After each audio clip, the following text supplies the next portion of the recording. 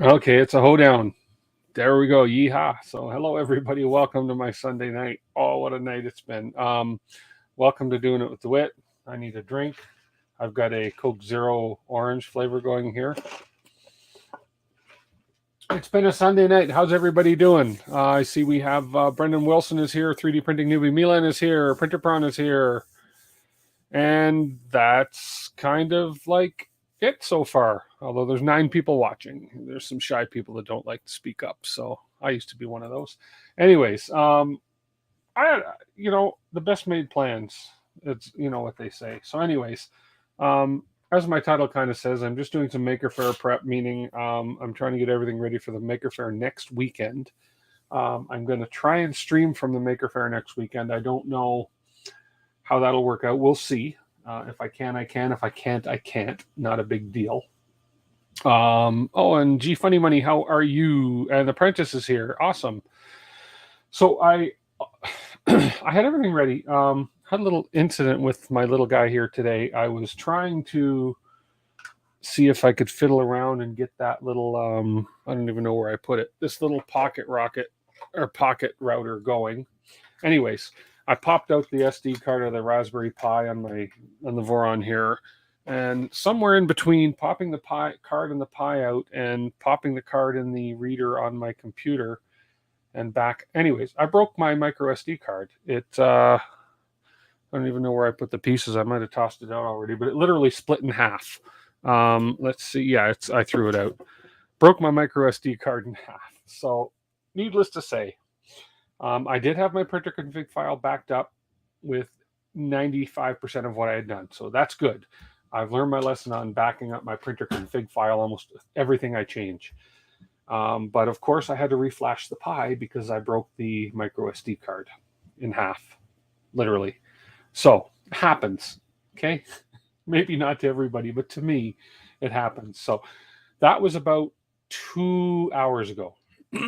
So scrambling around in the last 2 hours, I actually managed to find another 32 gig micro SD card, format it, recompile the Pi with the mainsail OS. A lot of things were fresh in my mind, so I was able to do Numby, whatever it's called that you need for the input shaper.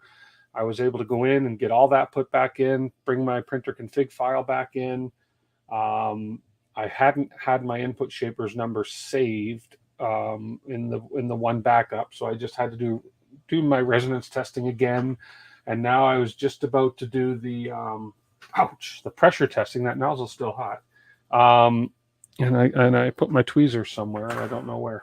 Anyways, I was just about to do my pressure testing, and I realized that for some reason the print is not printing on the center of my bed. So I need to go into my printer config file and figure out why my printer is not centering on my bed, unless it's just a simple matter of me changing my end stop locations, which it could be, but I cannot adjust the Y, but I can adjust the X a little bit. But anyways, I'm going to go in and figure that out right now a little bit.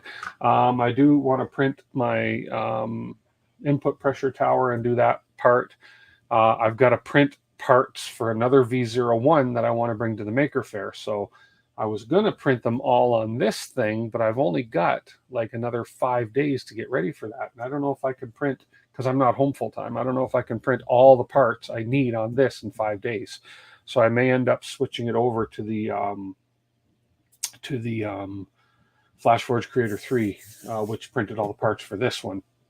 So anyways, that has been my Sunday so far. The best laid plans, as I say. So I'm going to go in right now, and I want to see, and I see that G Funny Money's on here, and he may be able to point me to the right spot right away. But anyways, so when I home this guy, I'll just show you what happens when I home it, and you can kind of hear it.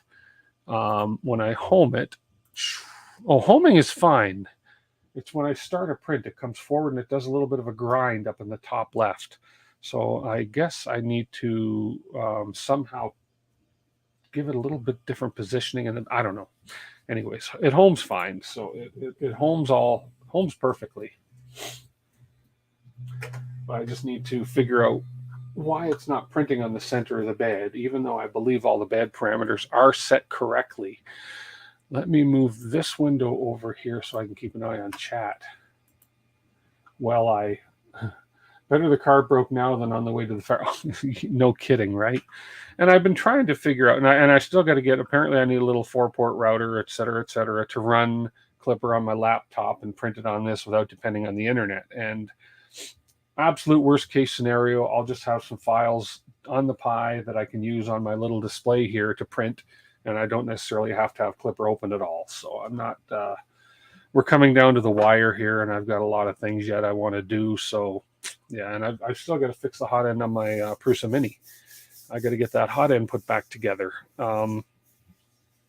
Otherwise, I'm not bringing the Prusa Mini to the Maker Faire, which I'd like to do, but the MK3 is going to come along anyway. So just like to have a few running printers. So I want to have a quick look in my printer config file here.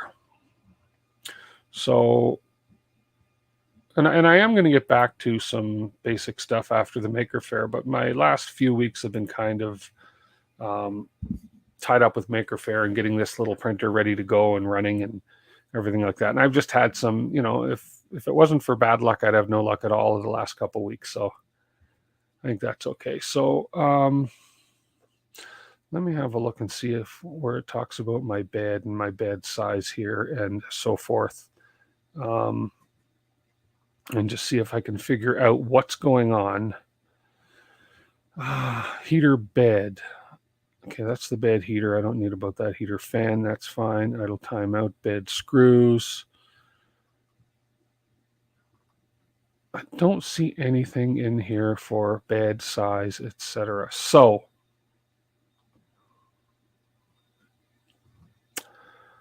I'm thinking,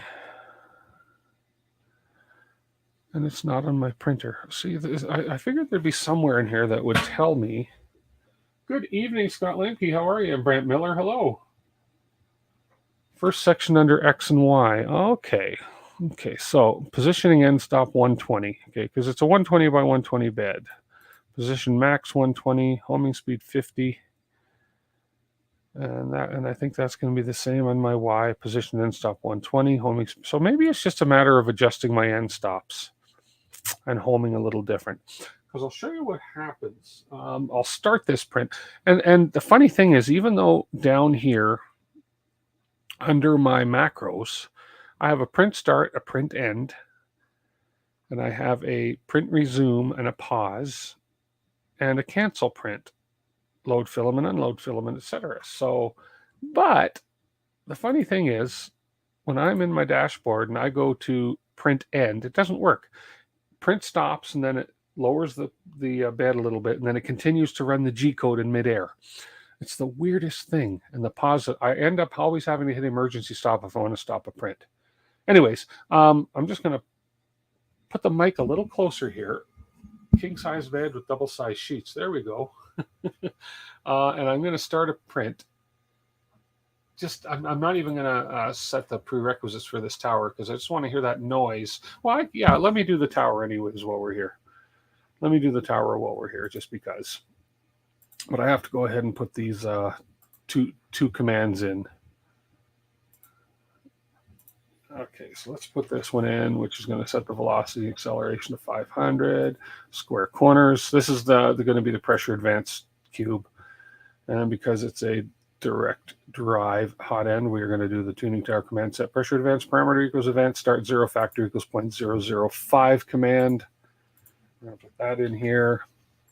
Now it tells me start tuning test. So I'm going to go to my G-code files, and I'm going to go here, and I'm going to start my print. But watch what happens. I'm going to do this, and I'm going to hopefully switch over fast enough. There we go to the new cam. Just listen. Right here, it comes up to the front. Once it starts. There we go here. Oh, now it makes me a liar. Okay. Obviously something in my last, okay, I'm a liar. It's working now, so forget what I said. It's working now. Let me just check my, I could probably lower that a little bit. Let me go ahead and, adjust my Z here real quick. I could probably lower that by 0.05 millimeters easily. There we go. Okay. I don't like when these things make me look like a liar. Yeah, it was happening after I started the print, G Funny Money, when it was coming up to this top front left corner. It was like almost like it was trying to come too far. But that must have been something in the sliced file, because this one worked perfectly, and this one, as you can kind of see, if I bring this camera a little higher, Windows. Okay, if I bring that camera a little higher, it's pretty much centered on the bed now, whereas before it was printing it over to the left of the bed. Anyways, I'm gonna write that off to something was off in the G code, because it's working fine now. Okay, no complaints then. It's all good. So we're gonna run this just until I get it high enough that I can make an accurate reading on the corners, and then we'll put the pressure advance number in, and then I'm gonna swap out filament and print one part with the ABS glitter filament and see how that works. When you do something right, it's like you didn't do anything at all. I know. Am I running a purge line? No. I'm running a hang on a sec. I've got the sniffles. I'm running a two line skirt, which is sort of what I use as a purge line.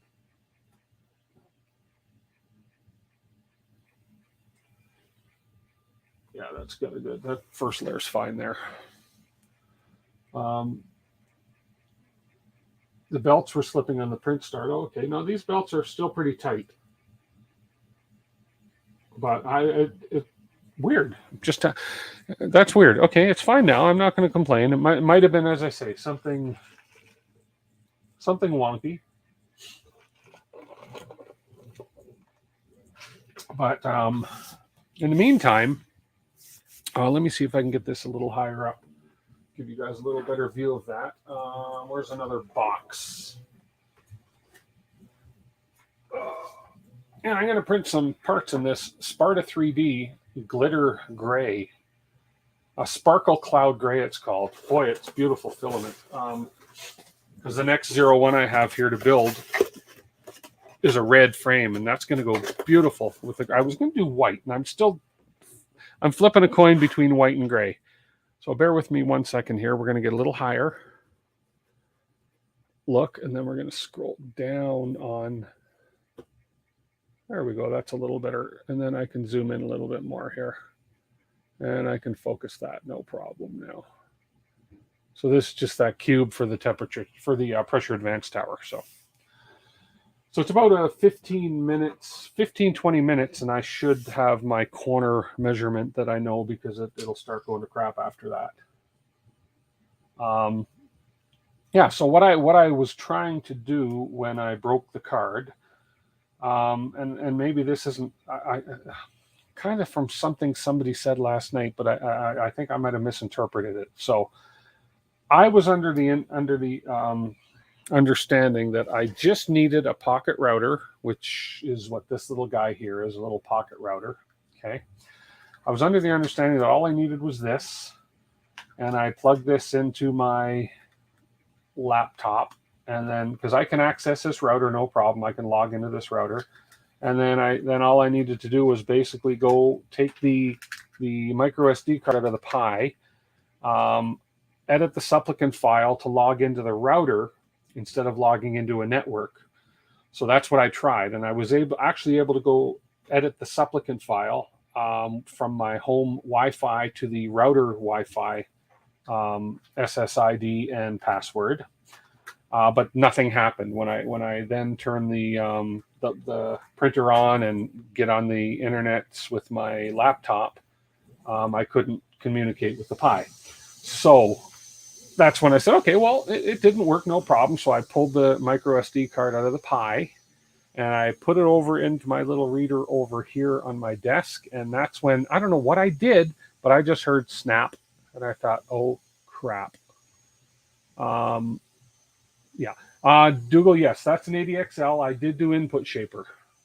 I did input shaper after I got everything back up and running, and my input shaper values are, and it's case sensitive. I learned that the hard way, even though on the, so if you look at the, where'd I put them? I have these, here, let me minimize these and minimize this. So I had these guys here.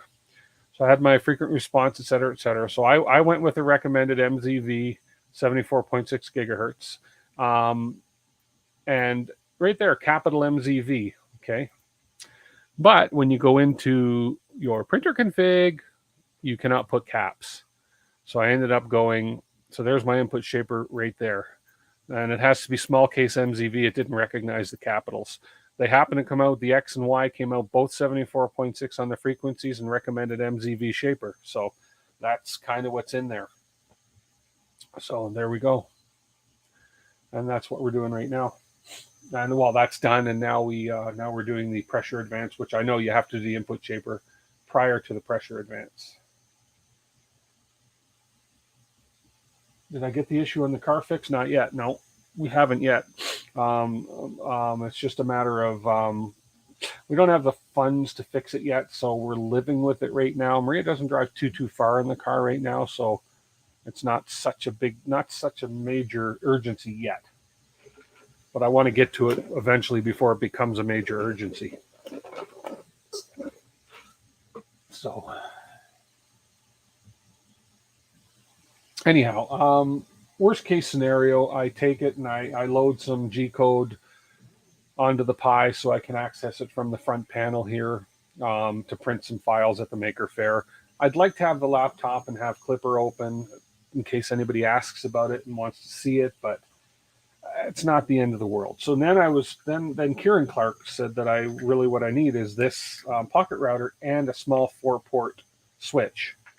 That I plug the pocket router into the computer, then I plug I guess from the Raspberry Pi into the switch, and it's just I'm not good enough with networking, with hardwire networking and IP configurations and all that as I'd like to be. But I'm going to learn it eventually. But right now my brain is kind of full learning Clipper and programming the Pi and so forth. So, but we will see. If I get it, I get it. As I say, if I don't, I don't. I'll just have this still printing anyways. It just won't be showing off any of the Clipper features. So, and then so I'm bringing this guy. I'm going to sort of represent a few different. I'm going to try and cover all the aspects of the 3D world. In other words, I'm bringing this, which is a Core XY, and a do-it-yourself build. I'm bringing the Prusa MK3, which is a Cartesian, and I'm bringing the FL Sun QR or SR, which is a Delta. So we're going to have a Cartesian, a Delta, and I want to bring the Mini to show I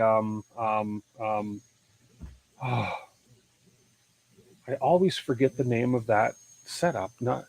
Anyway, the L-shaped type thing. So if you use a switch, you don't have to mess with the Wi-Fi settings on the printers. Okay, well that's maybe what I'll have to do. Just get a little 4-port switch. They're cheap, and I'm probably going to bring. If the Mini can't come, I may bring the Ender 2 Pro because it is oh shoot. What? Anyway, I'm having a brain fart here, okay? Because I know the word. You ever have a word just escape you and you can't find it? So, anyways, it's when you have that one. Your Y is just straight out without your support on the one side. It's not. Yeah. Anyways, somebody will come up with a word for me. We have Delta, Cartesian, and oh man. Cantilever. Thank you. There we go. But anyways, we're going to kind of represent a few different setups that can be done in 3D printing. So we have that. We're going to be giving away some 3D printed items, like bird whistles that I'm going to print a bunch of, some of those shopping cart plug thing, so you don't have to put $1 in your shopping cart. You can use this thing you can keep on your key ring, some carabiners. Could have just simplify the process and just use a crossover cable from your laptop to the Pi, set up a static address on both devices, and you're good to go. Oh, okay. See, and there's another way, right? Set up a static on the Pi.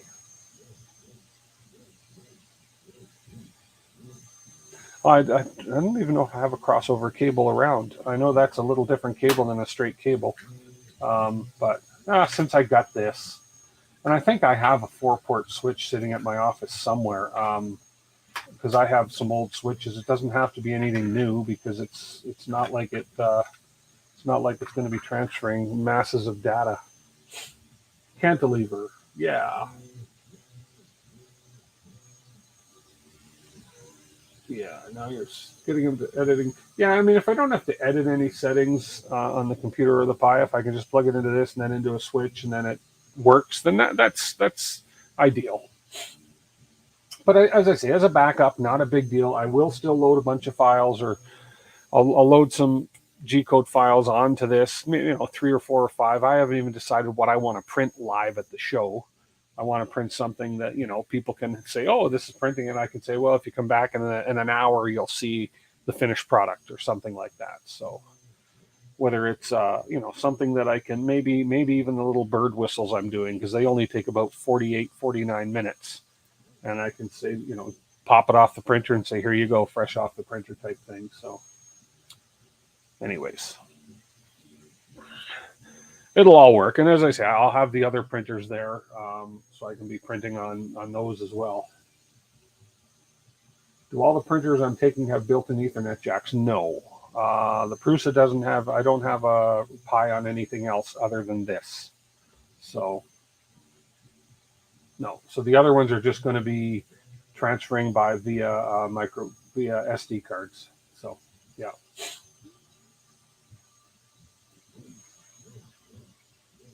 This is a nice filament. This is 3D Fuel Pro PLA Iron Red. It's a much, much deeper red than the camera is making it look. This is a beautiful filament. I wonder if I shine a light. No, it makes it look even more bad color. But yeah, no. But it's a nice red, nice filament. I wish I could have got the ABS in that color. It would look so cool on this printer with iron red printed parts. So, but the army green is all right. Yeah.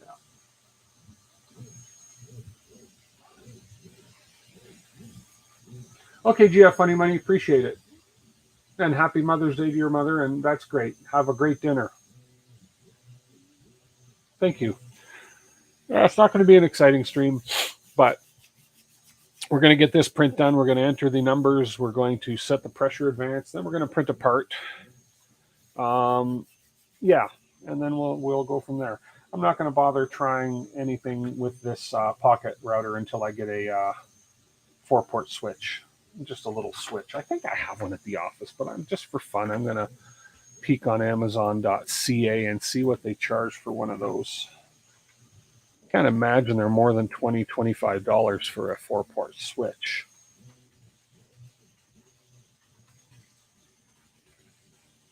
Four-port switch. Let's see. $29. 29. That's about, I don't know what, 16 for you US folks. Oh, and that's a 5-port gigabit Ethernet easy smart switched. It's unmanaged. So it's probably, I think it's something just like this is all I need to go with it. So I think that's all I would need. And I have to make sure. So on the back of it, yeah, we have a LAN. Yeah, I think that's all I would need.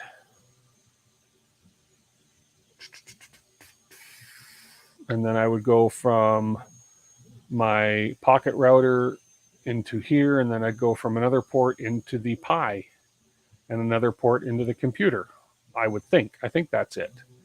So computer to the switch, Pi to the switch, and then switch to the router. I think. So, yeah. long as you have 2 ports on the travel router, then you're good to go. It's the travel router has a. Let me plug it. It has a WAN. It's not focused on there, but it has a WAN and a LAN. So this one's a wide area network, and this is a local area network. I think I needed one with 2 local area networks, I believe, unless I plug the WAN. You know what I mean? Yeah. So I don't know enough about this stuff, but when you tried to use Mainsail with a printer, did you use the original IP address or the one the router assigned it? Um, oh, good point. So it's all a series of tubes after all. um, so, so Brendan, you're saying that I can use this one with just a WAN and a LAN? Because it is the only printer that I'm going to be hooking up through the the whatever my private network. It's not even going to touch the outside network. So the pocket router will give a different IP address than the IP address that it's gotten from my computer home Wi-Fi. Okay, makes sense. And I guess I can find that. Well, I did a search for the IP address. I searched using the what's that IP something software called? I have it open on my computer here. It's Advanced IP Scanner, and it didn't find anything to do with the Raspberry Pi IP. So it didn't find an IP on the Raspberry Pi. So that's kind of what kind of confused me. Bear with me 1 sec.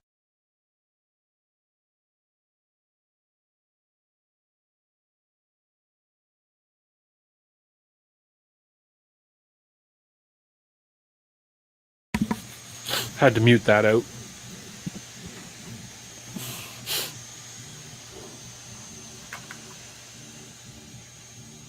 Oh, I need a switch. Yeah, because I need more LAN ports. Okay, makes sense. Otherwise, I could have got one of these with 2 LAN ports. I can still send this one back. I should look and see if I get. So you're saying, Brendan, if I get one of these with 2 LAN ports, then I would go computer to WAN, or no, computer to LAN, and then LAN to Pi, I think is what you're saying. So from the computer to a LAN, and then from LAN into the Pi. And I can always send that one back. I haven't hit my return date yet, so let me see if there's a pocket router with 2 LANs.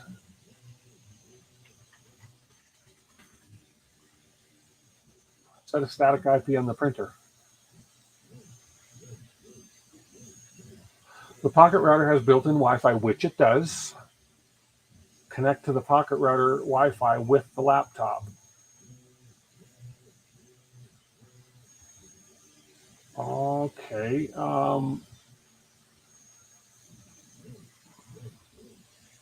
I see. But and then question of the pressure advance says you're doing it correctly. It seems awfully slow. I'm set at 100 millimeters a second. Um, Maybe let me see if I've got that set right. I know it wants 100 millimeters a second. Let me see my speed settings. So perimeter speed 100, infill speed 100. Ooh, my external is set to 60%. I wonder, I need to change that external to 100%. Oh, maybe I got to start this over. But everything else is fine. I don't have support or bridging, and I don't have ironing, and I don't have thin extrusions. But the only one that wasn't set to 100 was the external perimeters. Okay. Then plug the LAN. So so the pocket router has built-in Wi-Fi. Connect to the pocket router Wi-Fi with the laptop. Then plug the LAN port into the printer. Okay. Well, after we do this, we'll try that. Maybe I think I have to restart this thing though, because my external perimeters were not set properly. I missed that. Everything else is set to 100 millimeters a second. Yeah. See, there's internal. Well, it's the second. think it's going at 100. It's just the let me just check and see what the speed is reading as it goes down that one side.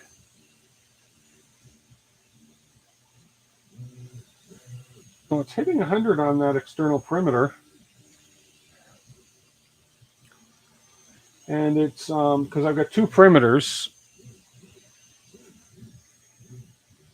I'm just trying to see which one's the external. Yeah, the internal perimeter. I think I have to restart this to get an accurate reading because it was going slow on one of the perimeters. Okay, why not use your phone as a hotspot? Configure the Pi to connect to your phone and your laptop, and then maybe you would see each other. That's another idea too. They all need to be 100. Should be a code to paste that increase acceleration every layer.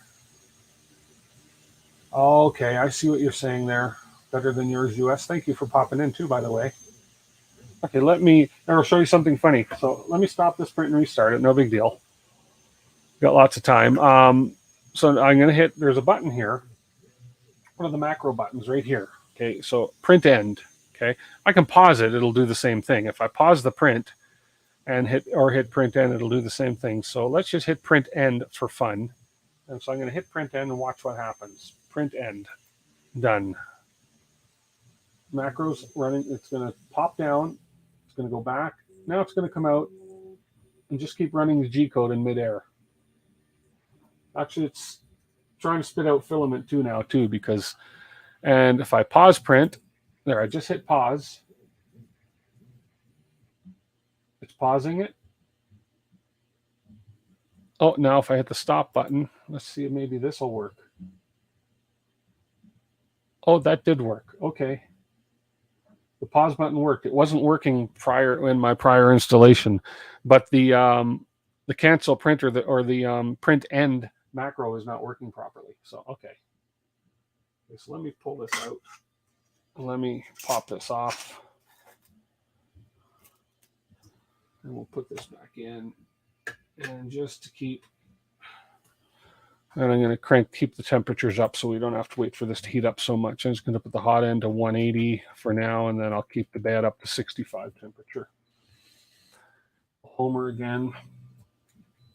And we'll get it back into the slicer and put everything at 100 just because I missed that one.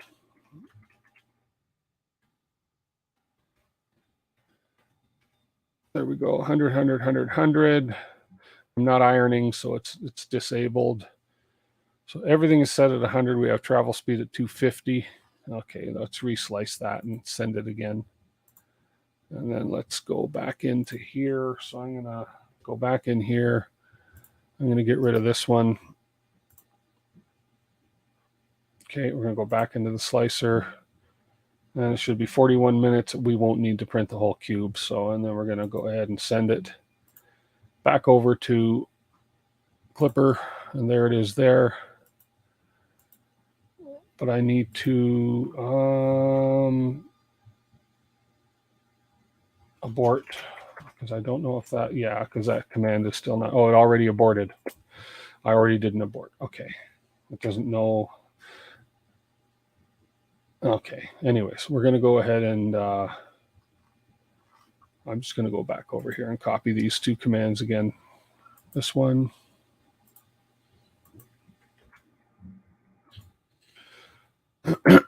And this one for direct drive. And start the tuning test. Ending tuning test mode. It probably ended the one that was started. And we'll go to G code and we will start this print. Okay, cool. Could probably use ad hoc from printer to laptop. Yes. Oh, better than yours, US. Yes, I realize that. Yeah. I don't. A lot of these. Thanks, Duff, for the advice or for the suggestion. I don't. There's so many things thrown at me, which is fine. I appreciate it. I just don't know a ton about all these different terms and stuff. I have no idea what ad hoc is. Yeah, and yeah, I think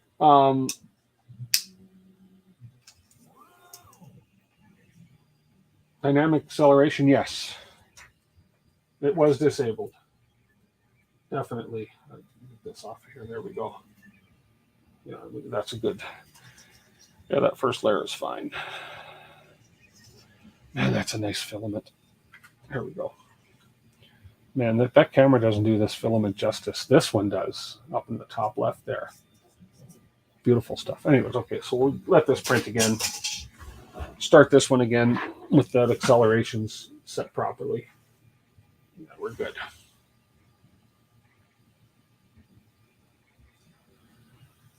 Device to device via Wi-Fi.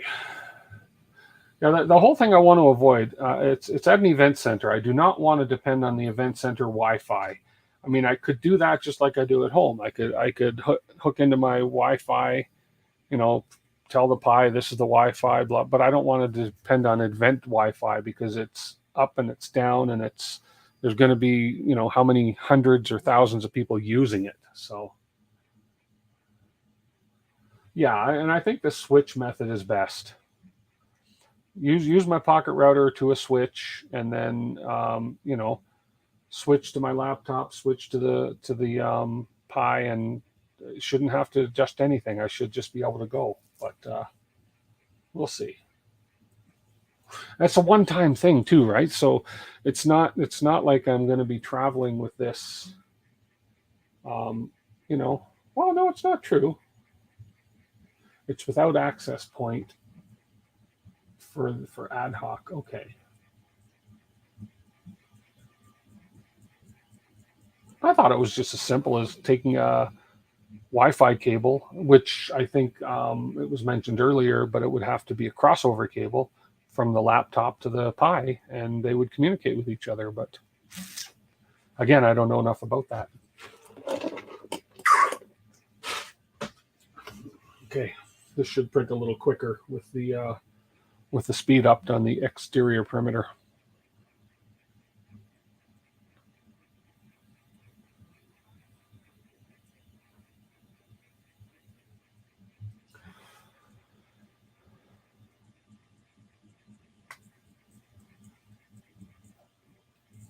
Yeah, I don't want to go I don't want to go wireless at all. Not at this. At home, it's fine. I know who's using my wireless. It's just me and maybe the TVs upstairs.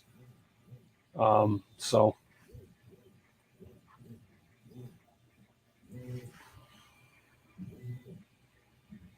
yeah, I just have to figure out. Yeah, I know how to set a manual IP on the laptop. It's the Pi. I think I go in. That's where I've just got to figure out how to set the IP on the static IP on the Pi. Is do I got to go in through PuTTY or do I just pop the card out? And is there somewhere a file on the card I can edit with a static IP? But again, I've got 5 more days to figure it all out.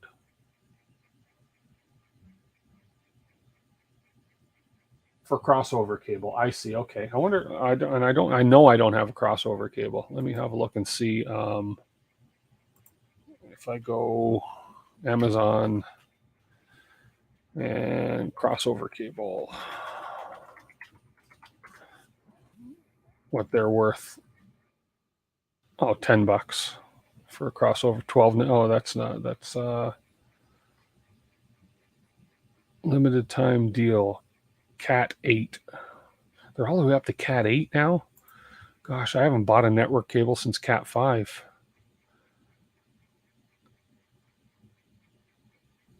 Oh, that one doesn't say crossover. I know the crossovers are wired differently.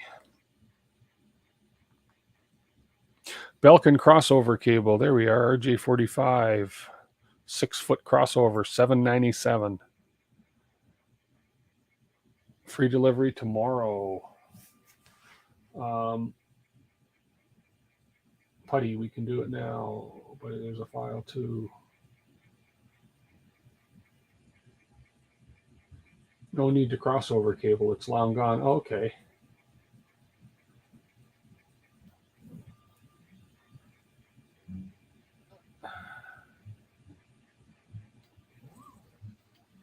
Oh, you don't need a crossover cable nowadays. Just a straight cable? Oh, okay.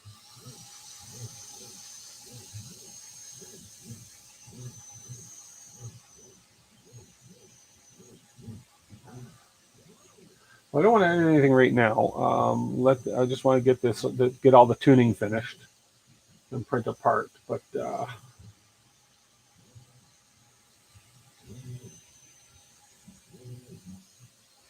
I didn't know that. See, it shows you how long it's been since I've done any hard networking.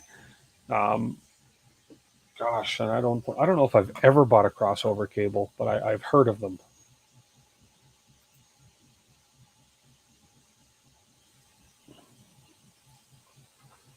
What's going on? Oh, there we are.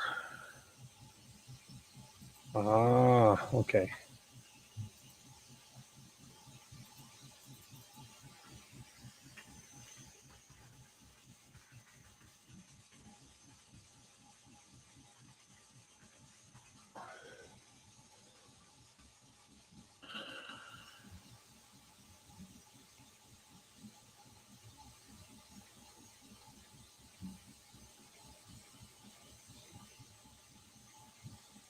Don't have to touch the printer's config at all if you're here on there. If you are here or there.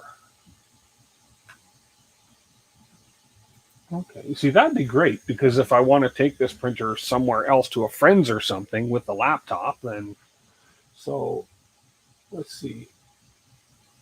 Edit the printer to use a static IP in your house's range. Then you don't have to touch the printer's config at all if you are here or there. Just change the laptop settings when you go there from DHCP to static. That I don't mind. That part I don't mind. Um,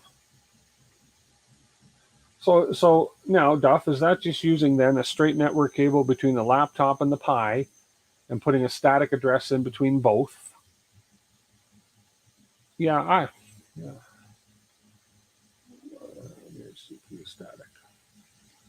I know the difference between DHP and static because DHCP is randomly applied when you hook up to a network. Static, it's going to stay the same. Yeah. Yep. Okay. Interesting.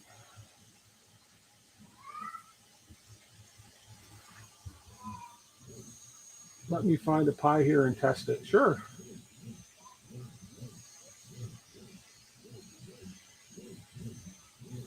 So then with static IP on the Pi and a static IP, then when it's hooked up to the cable's hooked up to my laptop, then I just type in the static IP in the browser for the Pi, and that brings up the clipper. It's that simple. Okay. Um, Now, will the Pi maintain a static and will the Pi maintain a static and a DHCP? In other words, when I'm home on my Wi-Fi and I want to use it on my home computer, can I go into my browser and type in the DHCP address it's using right now? And will it also hold a static? In other words, can it have a static and a DHCP? Because that would be ideal then. Um, I have somebody that wants to come and say something. It's our regular guest. Ladies and gentlemen, this is no, don't say anything yet. Ladies and gentlemen, this is Ethan. He likes to come down and do his regular thing, look right into that camera. Hit that like button, subscribe. Bye. There we go. Thanks. Love you. Good night. There we go. Had to do his thing. So Duff says, oh, not really. Oh, I get it. Okay. So, but if it's just a matter of then, okay, I come home from an event or something and I switch the Pi back to a DHCP so I can run it on my home network, then I'm good to go. Why are you making funny noises, printer?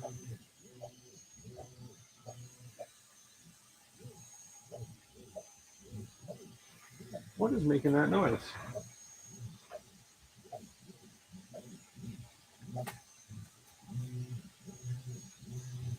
Oh.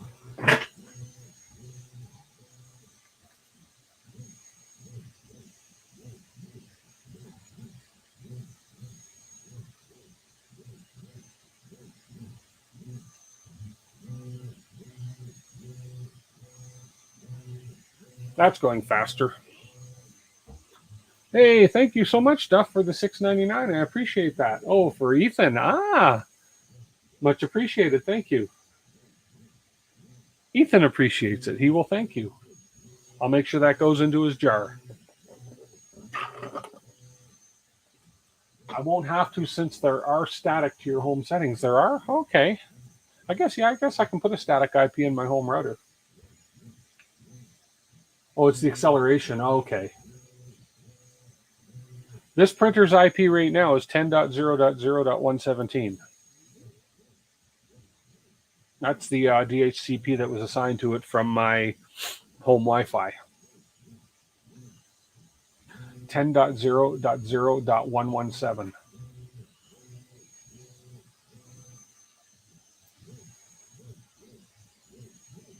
The bottom corners look like crap. That's the whole idea. And we are doing the it is doing the where am I? If we look on the console, we see that it is doing all the pressure changes as it goes up. Pressure advance settings.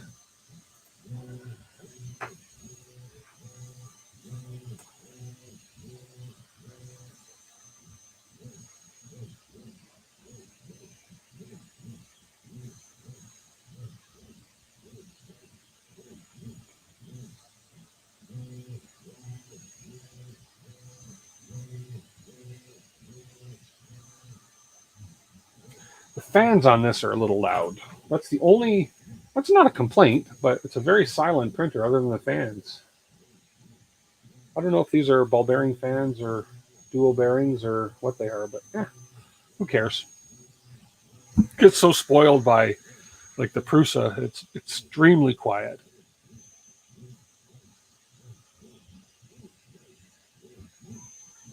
Okay. I'm just curious if I go in and what is my home router IP? I think it's 10.0.0.1. Let's see. Yeah, there's my home. There's my gateway login. Oh man, what is my login from? Oh, it's on the back of my router. That's what I would not even hinder a guess what that is. But yeah, so 10.0.0.1 is to log into my Shaw gateway, which is my the router from my supplier. Unless it doesn't need a login ID. No, it does. Yeah, it'd be on the back of the router. So yeah. So once it starts to look funny, wait like 2 to 5 more layers. It'll make it easier. Yeah. Okay. Yeah. Yeah. It's just getting into the bottom layers are crap. It's not the best angle to see it at, or actually, if I zoom in a bit more, I can probably zoom in a little bit more. There we go.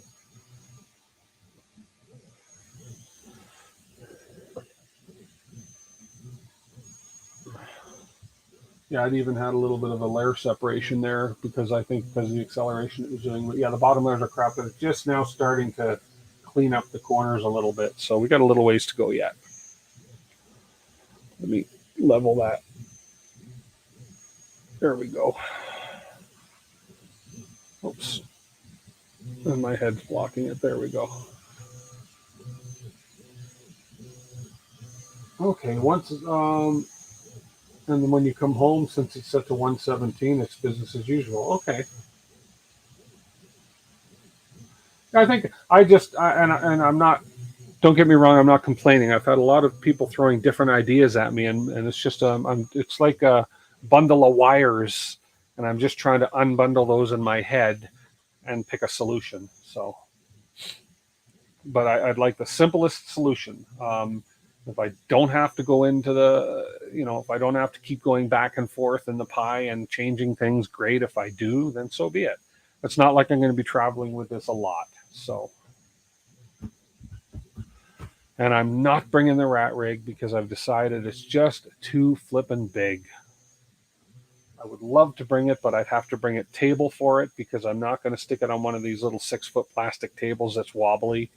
it would wobble the crap out of the table because when it moves, and plus I only have like maybe millimeters to spare in my doorway to get out of my basement with it. So if the day ever comes, I need to, number one, if I ever sell it, which I don't think I ever will, but if I ever have to move, which I hope I never have to do, if I ever have to bring it up out of my basement for any reason, the basement door is coming off to give me that extra inch that I need to get it through the door. Hey, Mad Cat USA, how are you? Pretty much lock the settings to what works while you're at home. Yeah, okay, and that's the ideal thing.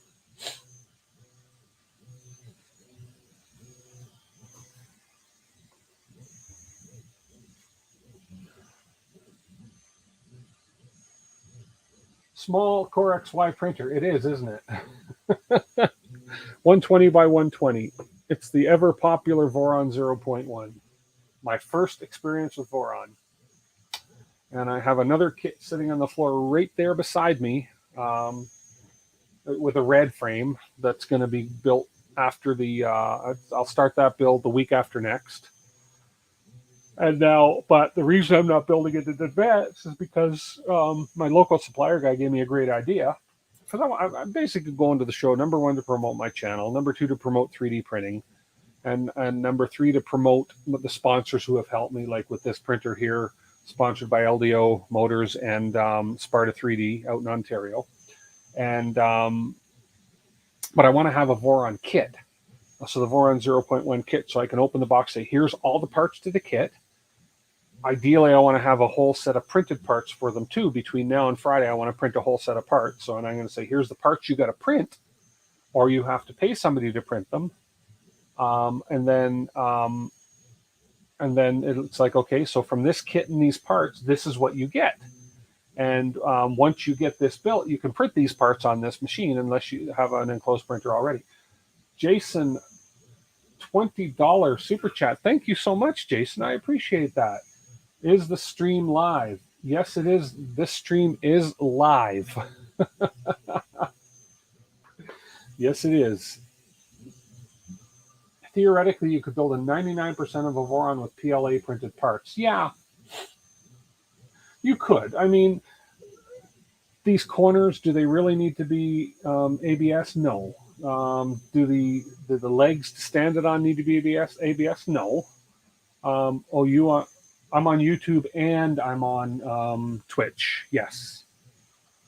Until Twitch slaps my hand for dual streaming, which apparently they're allowing now, from what I understand, I'm going to dual stream on Sundays. Twitch does not record my streams. YouTube does. And I don't make any money on Twitch. I make a tiny little bit on YouTube now. I'm fortunate that I have a little over 1,400 subscribers now, and I'm blessed for that. And I get a little bit of ad revenue from Google AdSense, but not a whole lot. TH3D does it all the time. Yeah. Apparently they're allowing it now, so I'm not, Anyways, yeah, and back to it. So the hot end, of course, you want to have ABS, right? Because that's where you're getting the most heat. $5 B-roll. Thank you so much. First time on my stream. Cheers from Calgary, Alberta. Hey, B-roll. Guess where I am? Wow. I am in Calgary, Alberta. You're going to the Maker Faire next week. I will be at the Maker Faire. If you don't know about the Maker Faire B-roll, go ahead and Google Calgary Maker Faire 2022. It's on next Saturday and Sunday at the BMO Center. Awesome. Thank you so much. I appreciate that. And welcome to my channel. Hopefully you hit that subscribe button. Zenbender is the only proposal announcement. Oh, I see. Okay, I get it. I think the easy solution would be set a fixed IP on my Pi, use a regular Ethernet cable that connects straight to your laptop, and give your laptops a fixed IP, and that'll work. Okay, if that'll work, I'll try that. You use your 01 for CF PAL 12 alloy 910. TPU is amazing at keeping the stable temps if you need a small part fast. Also models through a 0.25 nozzle suck. Great details. Okay, cool. What's CFPA 12 alloy 910? Oh, those are the filaments you use. Okay. Oh, carbon fiber, PA12, alloy 910. Okay. And TPU. I haven't run TPU on this yet, but I will. I got to try everything on it.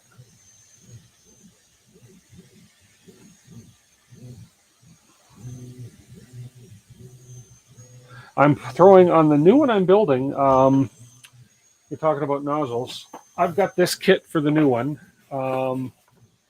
I've got this guy. It's a little out of focus there, but I've got this guy for the new one. The Revo Voron with, what size nozzles did it come with? We have, they're color coded. I don't know if they have the sizes printed, but with the 3 size nozzles, I think it's a 0.4, a 0.8, and a 0.2.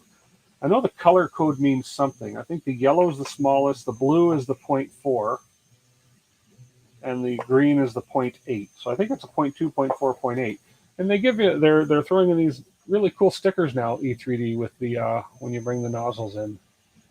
So pretty cool. So yeah, this is going to have the Voron Revo on the new one.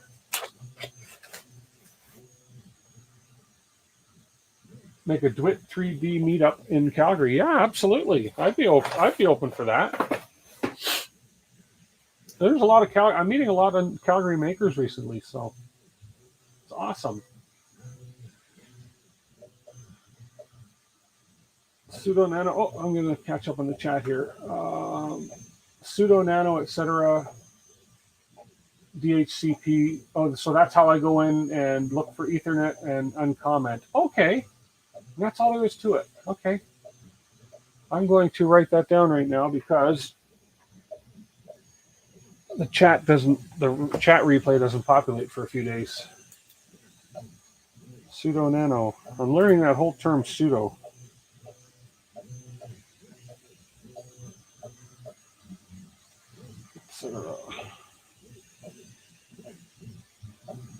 DHCP CD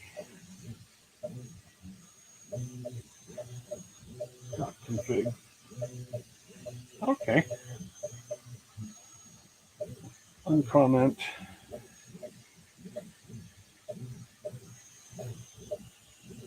ETH0. Perfect. Had to tear down Vape 2 today. You were getting 112 printer halted errors right and left. Wow. And then when I pulled apart to figure out why, one of the wires for the heater core came, oh gosh, ouch, came off in your hands. That sucks.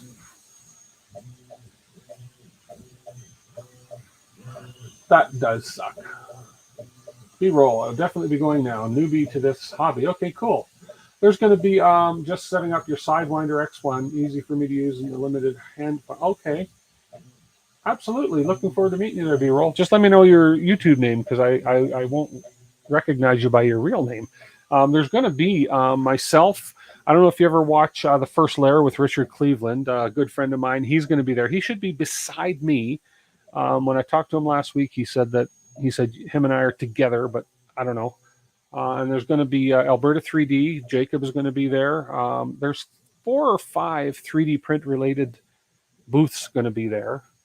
And then I forget his name. He was a guest, I believe, on one of Sam Prentice's streams or something back when we were doing our droids. And he's local in Calgary, and he builds the beautiful droids. Let me find his name, and he's going to be there as well. Let's see, starting from example static IP configuration. Looks like the print is starting to get stringing. Yeah, we're getting a bit of stringing. It is getting a bit of stringing, but we got some nice corners happening right now. I don't know why the stringing's happening. Filament could be wet too, but I'll just make sure that it's not going to affect that nothing breaks. There we go. Where is that stringing coming from? I've never got stringing with this particular filament before. There we go. Oh, it's another sneaky piece right here. And in this corner.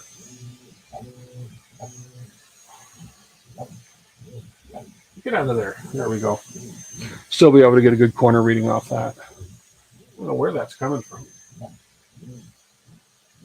Mind you, I didn't look at my retraction settings when I set this up, so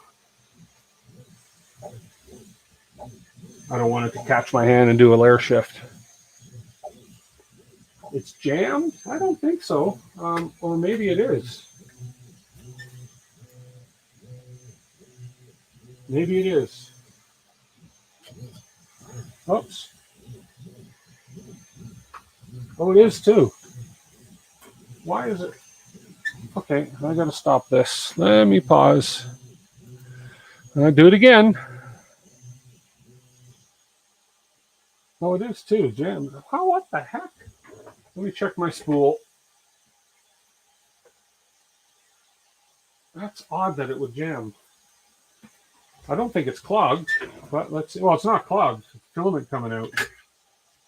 Well, okay. Let's just pop it off and start again. Okay. Whoop. Let's stop. Let's keep the heater warm.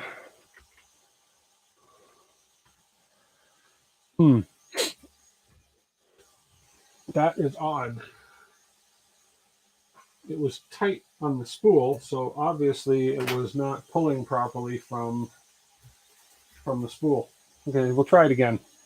Hang on one sec. Let's see. Retraction on the 01 is a pain to dial in for me. Okay. Error printing now. It came unjammed.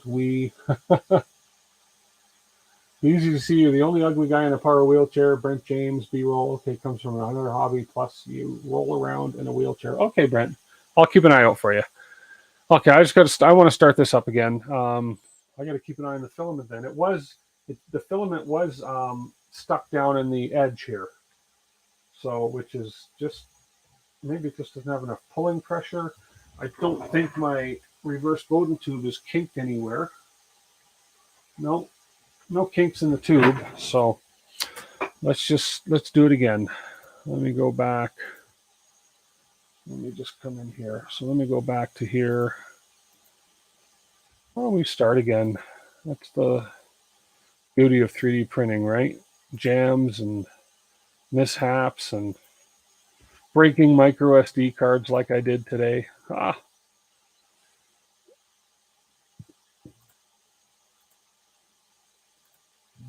Unbelievable.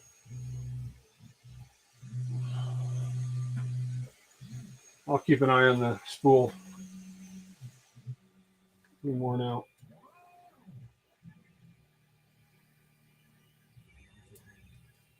There we go.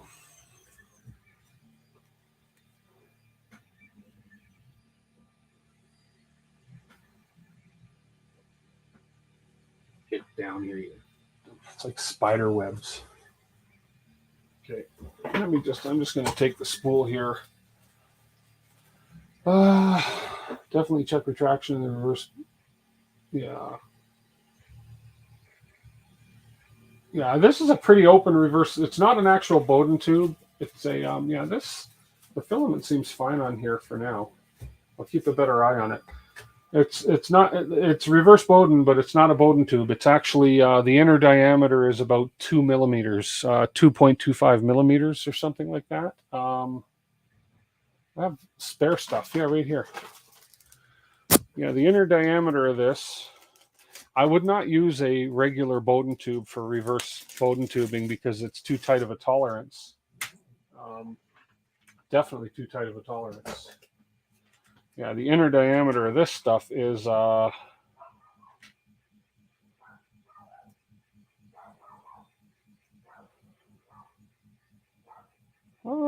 on. It's tough to get little caliper in there. Yeah, this stuff's 3.5 millimeters, 3.4 millimeters.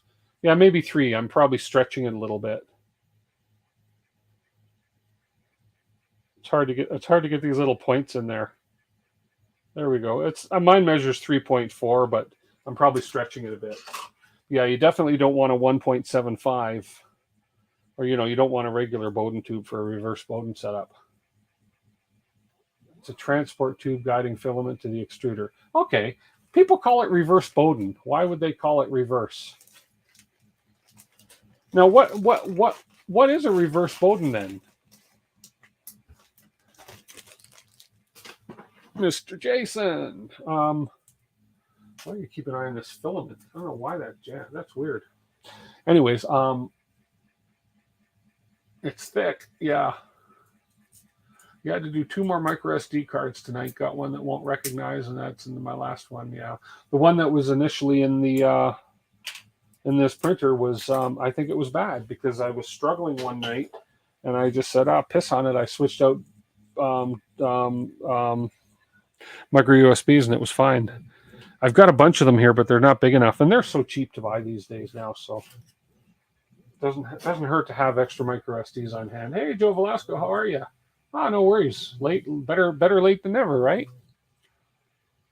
Okay, let's start this test again, but this time I will keep an eye on this filament a little more with a little more vigor.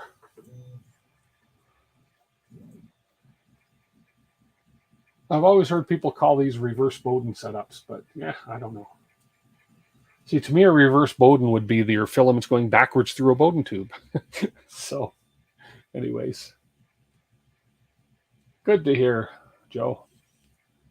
Okay, I got to go back. I missed some. You're printing a stand for your wife's alcohol inks. The thing is going to be a beast. Oh, cool. Printing on the Ender 3, and it's taking up almost the entire bed. Wow. I think I like prints that take up the entire bed that work because it means your printer is extremely well balanced and you're level, and you got a good if you get a good first layer on an entire bed print, awesome. I did a complete when I printed the carabiners for the show on the rat rig. I filled the bed with carabiners like edge to edge, and it printed very well. So I was happy to see that. You're hoping the last card you have is going bad. It's either that or you have 4 dead pies. Oh, that sucks. Well, the pie that came with this one, which I happen to have right here, was a Pi 3B.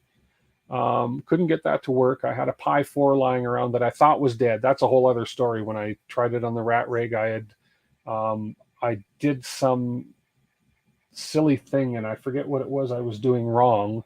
Anyways, turns out the Pi 4 was good, but I couldn't get this Pi 3B to work on this printer. Switched it out to the Pi 4, and it was fine. So I don't know if this Pi is dead. I'm going to figure out how to test these to see. I may try this on the next build, see if it works. And if it doesn't work, then of course I know it's dead. So, oh, I know where I put my broken micro SD card. Here.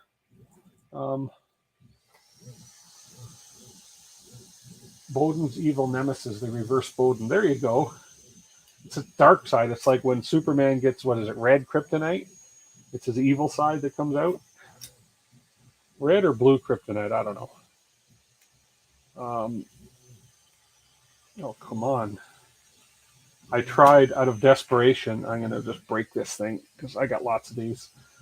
You get one of these little, you get a micro USB adapter, micro USB to micro SD to SD adapter with every micro SD card you buy these days. So I got tons of these.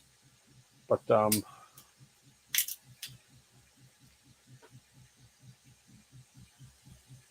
oh, I can't even break this case apart. Too funny. Why are you breaking the case apart? Because I want to show you how badly I broke my micro SD card today. So let's take this adapter, and there we go. Now try and stop me from getting you out. Oh, of course you will. Reverse Bowden is a Bowden tube that is connected from the frame of the printer to the input of the extruder drive motor. This constrains the distance between the frame of the printer and the drive motor, so the motion of the extruder assembly doesn't change the distance from the extruder assembly and the spool. Okay. Jason said reverse Bowden is a way to mitigate filament pushback that can cause the filament to become loose on the spool and eventually fall off the sides of the spool. Well, that's what this is doing. Because remember, Jason, I cut my tube too short, and then it kept falling off the side of the spool. Now it's not falling off the side of the spool. Yeah, it is. It's here nor there. Oh, there we go. Oh, there it is. Oh, cool. Okay. Oh, that's what the inside of one of these adapters looks like. Cool. Right there. Whoops. Right there. That's a micro USB to USB micro SD to SD adapter. Whoa, inside. Don't let that hot end hit my hand.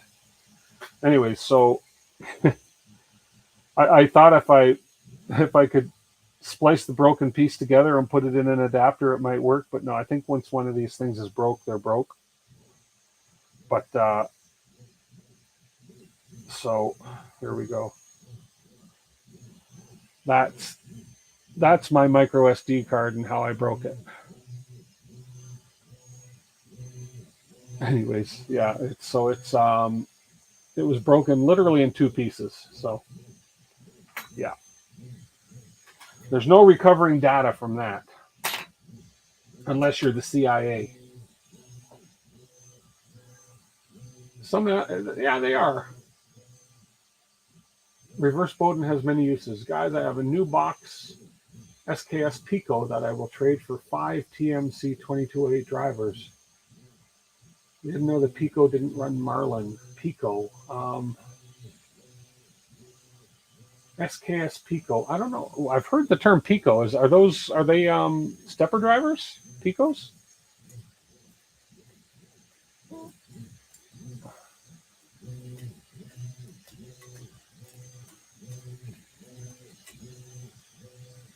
I have an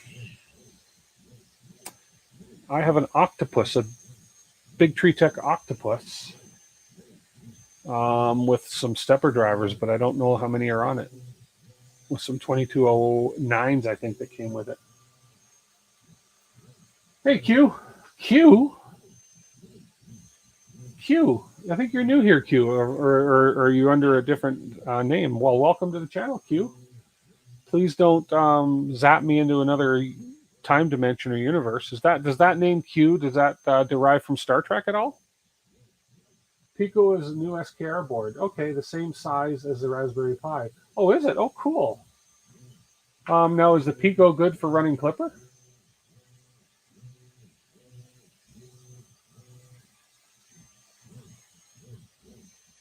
Huh.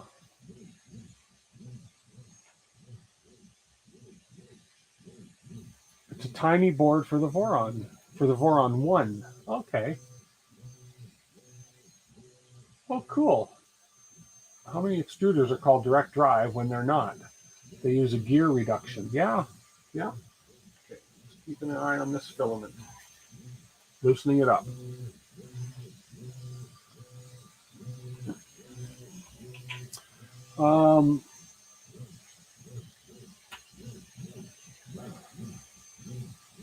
I'll see what I have, B-roll.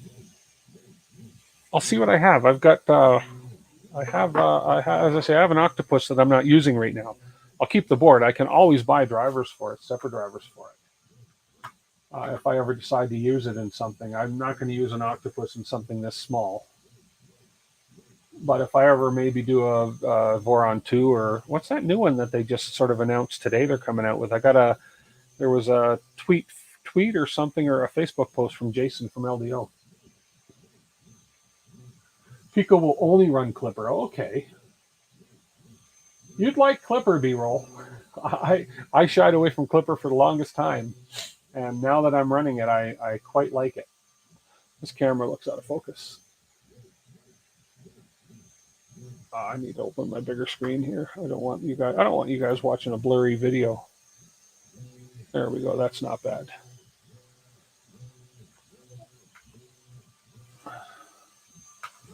Okay. SKI Pico also has an RP2040. It was designed for Clipper. I have one in your V0.1 and V Minion. Oh, okay. So would that be a good alternative to the SKR Mini that comes with the V01? Because I have to build a V01 in a couple weeks.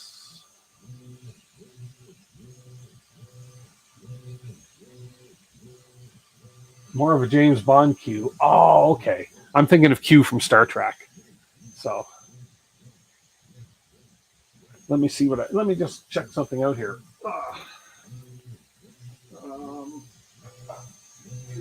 Parts, cameras, miscellaneous bolts. Where did I put? I've got so many different boxes and parts. Where did I put my new printer parts box?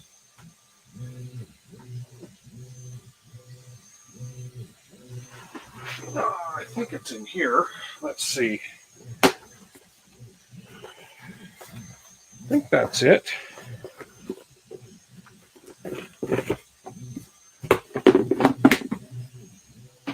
Let's see what's in this. So I have a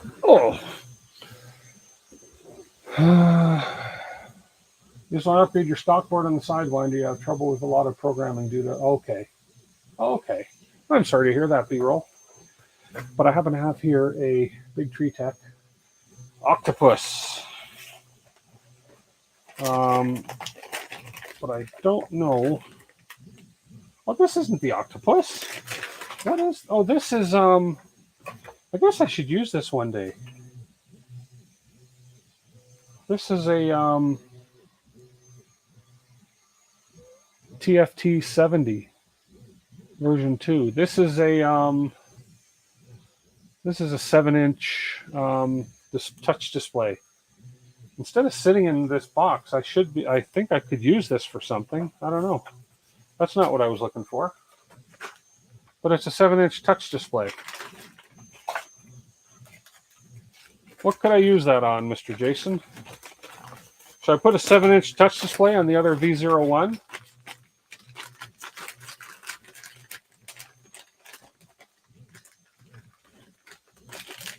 Oh, okay.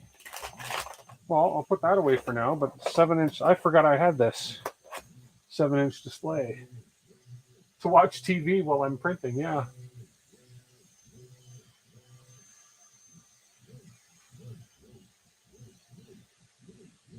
Marlin team is putting Marlin to SKR Pico, not sure how long. Oh, okay. If you use it for the next version, I think it's great. You won't need the buck converter because it's designed to power the Pi and it gives just a little more room for wiring. Well, of course, you don't need that other little, use it on the VCore 3. Oh, use it on my rat rig. Okay. Yeah, maybe I'll do that. Maybe that's what I got it for. But, meanwhile,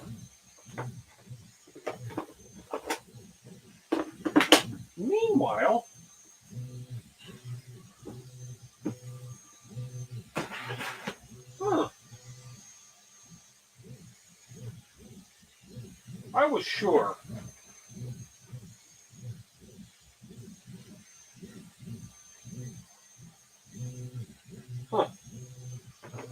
Anyways, that's okay. It's somewhere. Let me see something. Hang on. Nozzles, hot ends, camera miscellaneous.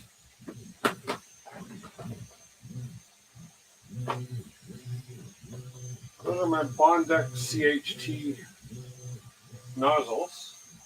I got more nozzles than I can shake a stick at.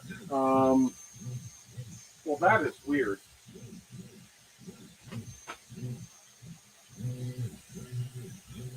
That is strange. Arduinos, LEDs, electronics. Huh, that's strange. I have a somewhere around this studio. I do have a Octopus, a Big Tree Tech Octopus with those steppers.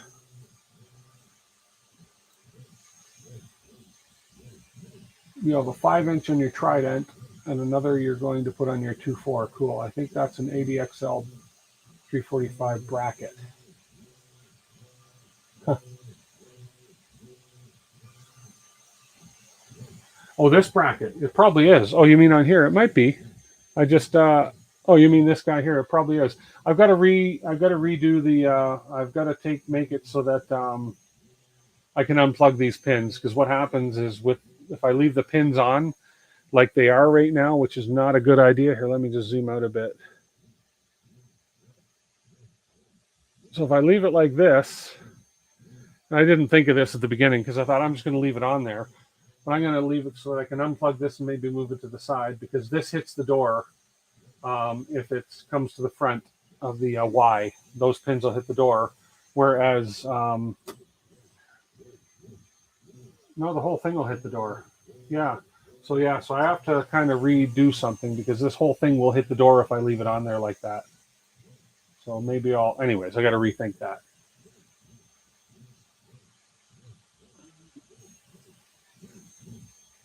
Yeah, it works fine. You might be able to the rat rig, since the Pi would be attached to the back of the screen. Oh, okay. The Pi goes right on that. Okay, makes sense. Even a Pi 02W. That's the rat rig has a Pi 02W on it.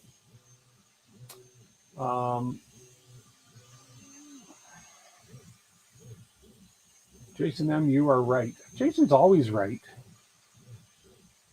I've yet to hear him be wrong. It's designated. It's designed to mount a Pi on top of it. Okay. What did you do? Nothing. B-roll time, Tom. Come to the dark side of the Force, Clipperton. Yeah, I came to the dark side. There isn't much room on the Zero. Glad to see someone use it. Makes your day. Yeah. On the Pi Zero, you mean? I have the Pi Zero 2W is on the back of the rat rig, and then they're hard to get nowadays. I'm glad that these kits include the Pis, because yeah. But that's bugging me now, where my BTT board is. Jeez. I got too much. I one of these days I gotta empty all my drawers and shelves in here. I got so much stuff left over from the droid building days. Speaking of droid building days, Jason, I'm hoping maybe if you have time this week, one evening, I can't figure out how to wire up that brew to you droid. I tried, and I cried. So, anyways. Pi can be mounted still in the printer. That is the way mine is, and use a long 30 centimeter flat ribbon cable. Yeah, okay. PicCam uses to connect them together with. Yeah, so I don't have to remove my Pi. Yeah. It's always nice if you don't have to disturb what's already in place. But I want to get that droid working for the show, and I was so close. Let's see.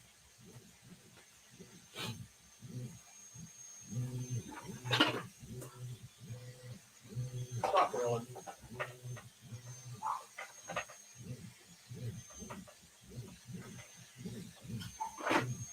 Mad dog.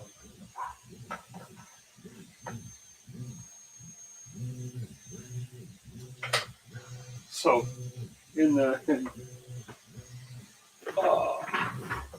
go through it. Yeah, I'll let you know, Jason, because I have. So basically, I call them droid guts, but I took it apart.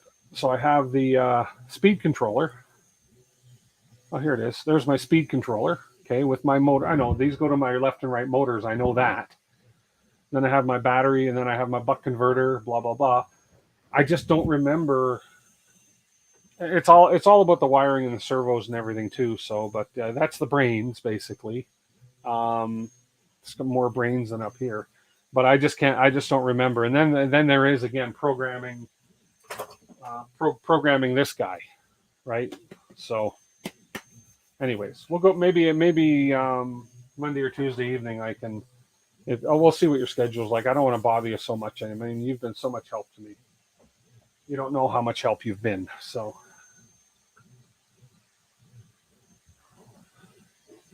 Someone want to help set up Clipper, you would love to join the dark side. You've always played for the dark side.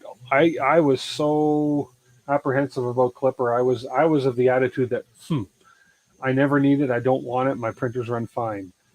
And then then came the rat rig, and then came okay. Well, it's going to run best with Clipper, and then came a lot of learning. But boy, it's so nice. Monday night is good. Just message you. Okay, Jason, thank you. Appreciate that. Yeah, I'm a Clipper fan now, just because of what you can do with it, and how you can. I get frustrated if I have to change something in one of my Marlin printers. So, for instance, for Clipper, if I want to, oh, sure, give you that window. Look at that.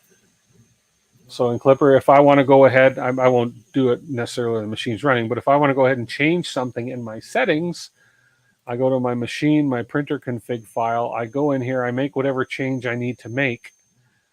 I save and restart. It's going to come up if I make a change. It would say save and restart. Done. It's done. There's no compiling firmware, no uploading it, no opening any other software and opening and upload. I like that, and the fact that when this is running, I've got so much information. And actually, if I had a camera, my camera would pop up here too. So it obviously shows me what I'm printing here. I can increase my speed rate here. I can increase my extrusion. I've all these settings that I can play with right here. I can adjust my Z offset on my first layer here, et cetera, et cetera. I can control my fans. So yeah, I'm a fan. No pun intended. I'm a fan. Hey, Furbulkim FPV. Hey, how are you? Are you thinking of going into FPV flying? No. FPV, fair. Once you go Clipper, you won't go back. Yeah. FPV, flying something vehicle. Flying performance vehicle? No. Those are, that remote you saw was just for my droids. I have 2 droids. Well, I have 3. So the other one I'm thinking of bringing in, again, it's not working, but I don't think it's the brains. I think it's just programming the remote, is this guy. And Jason will remember this one, is this guy here. Whoa. So that was part of one of the droids for the droid build. So this thing, the whole head turns and the lights come on. And the brains are basically all the lighting controls in here with a nano board or whatever that board's called. And then everything down here, it's all plugged in and everything, but I think again, I have to program the remote because the remotes were, I think the batteries died and I had to do the batteries. So I got a magnet that's popped off here. Huh. Anyways, yeah, I want to get this one running too. If I could have them both running for the Maker Faire, that would be incredibly awesome. So yeah, so it's pretty cool. There's that one. Oh, there we go. And Eggbot, that's Eggbot, yeah. Let me check this filament. We're doing okay. And we're getting into some, we're almost at a point where I can measure my corners now. Check my YouTube. You just linked to the pic of the Pico and the V0. Oh, okay. Let me actually look on YouTube. Where's my YouTube window? Because I can't, the links don't come through on StreamYard.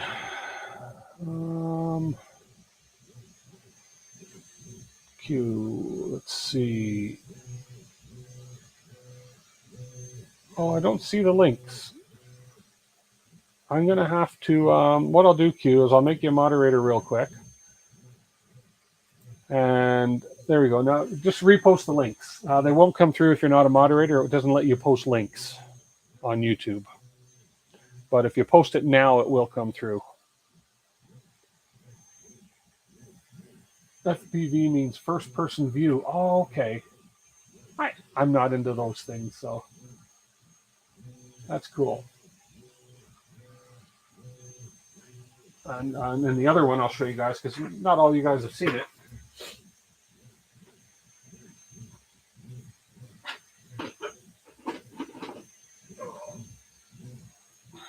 This one I really like. This is the drink droid, the Brew 2U drink droid that we did. So basically runs on tracks like that. When you move him, his actual arms will move back and forth as he's driving and turning. His head will turn. And then on the back, it's heavy. This pops up and it'll pop up cans. So the lid will pop open and the cans will pop up to serve a drink. It's pretty cool. So those are really neat. So yeah, I want to get this one working for the show because that'll be very popular.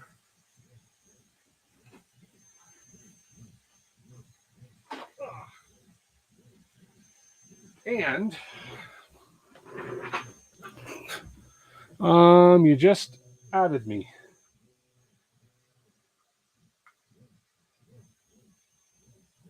Oh, on Twitter. Okay.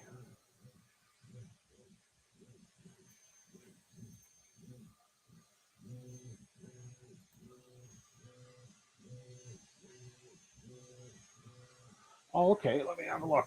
Let me check my messenger. Why is my phone? Oh, my phone's on silent. We were at a movie today. Went to a movie for Mother's Day with Ethan. Oh, okay. Nice display. And then Pico. Where's the Pico? It's right underneath right there. Oh, I see. And then you've got the pie just sort of bridged on top of it. Oh, that's cool.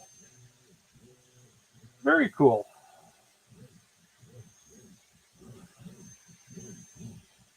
Cool. And then on the back. Oh, okay.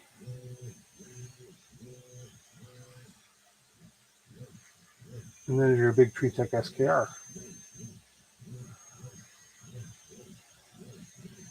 Cool. It's stacked in the V Minion. Oh, okay. Hey, Andrew Osmond, how are you? Printer go well with flying drones. Oh, absolutely. You can just rebuild your parts. Okay, let me check my Twitter. My Twitter. I think it was Twitter. If you added me. Or maybe not. I don't know. Let's see.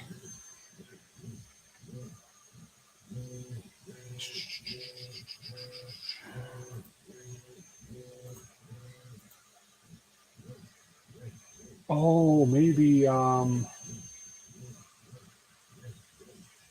No, there's only 3 on Twitch.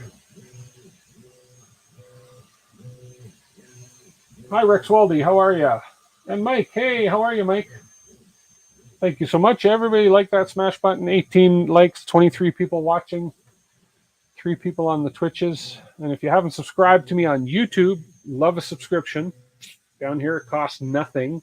And a follow on Twitch if you haven't followed me on Twitch, because follows are free. Follows are free.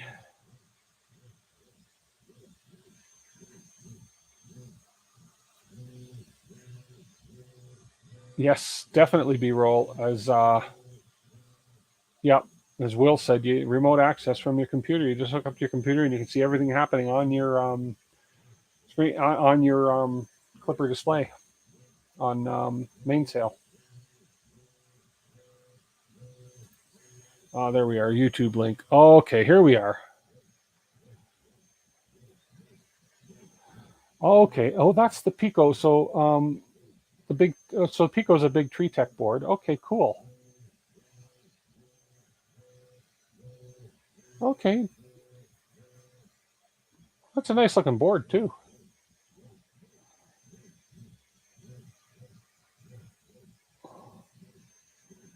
Huh.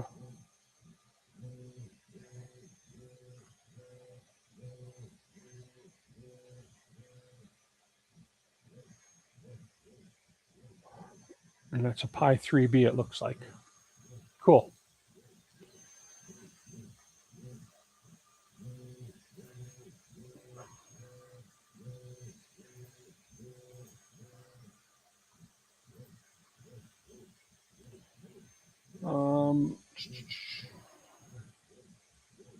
Yeah, that worked. I saw it. Yeah. So hang on to that Pico B-roll. I mean, yeah, if you're going to maybe look at Voron eventually, then yeah, definitely hang on to that Pico because that would be a good board for it. Okay, we're getting close. I think, yeah, this corner you can tell is oh, actually my camera moved. Boom. Hard to tell with the lighting. This corner is going to crap in a handbag right here for sure. And my measurement's going to be way below this. And that's usually where it starts going wonky. And yeah, I can stop this now. I'm going to just see. So we've got a bunch of, we're layers ahead of where that's gone good for sure. I've just been talking too much. At least we made the full print this time. So let me just make sure that that's not just my Z seam. No, all the other corners are going to crap. So let me pause and stop this guy.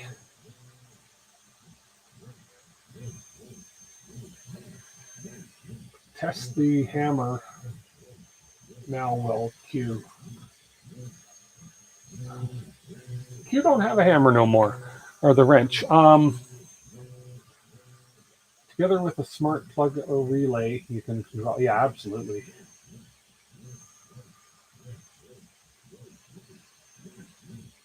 Okay, so I'm going to pause this print and stop it because for some reason, if I hit the, as I showed you before, if I go and hit this print end button right here, I've got to check the macro because it's not working. The print end button will stop it and then it'll make it print in midair.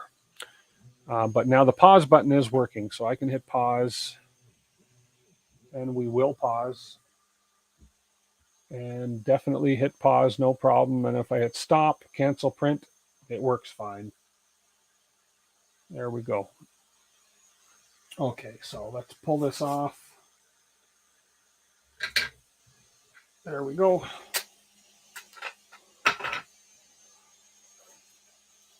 You play nice with other Canadians? Awesome, Q. What part of Canada?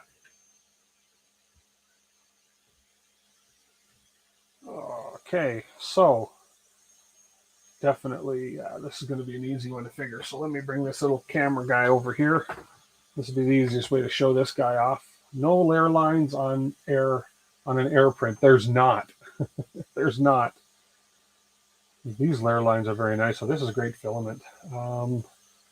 Let's see if I can show this. I think I need to actually tell this thing to focus. But yeah, you can see where the corners started going to crap.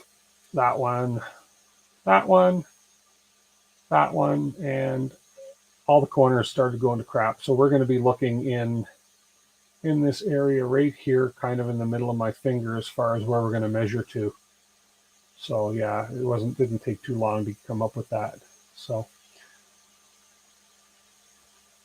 or manually canceled. Okay. Ontario, the non-Toronto part. I grew up in Toronto. Okay, so let's put this aside. Let's grab the good calipers. For anybody looking for a decent set of calipers, this is a company called Clockwise. If you're like me and you're half blind as you get older, this is a great caliper. It's the only set of calipers I've ever gotten that came with a testing. It came with all the testing data. Anyways, if you're kind of like me and you can't, it's got a massive, massive display on it.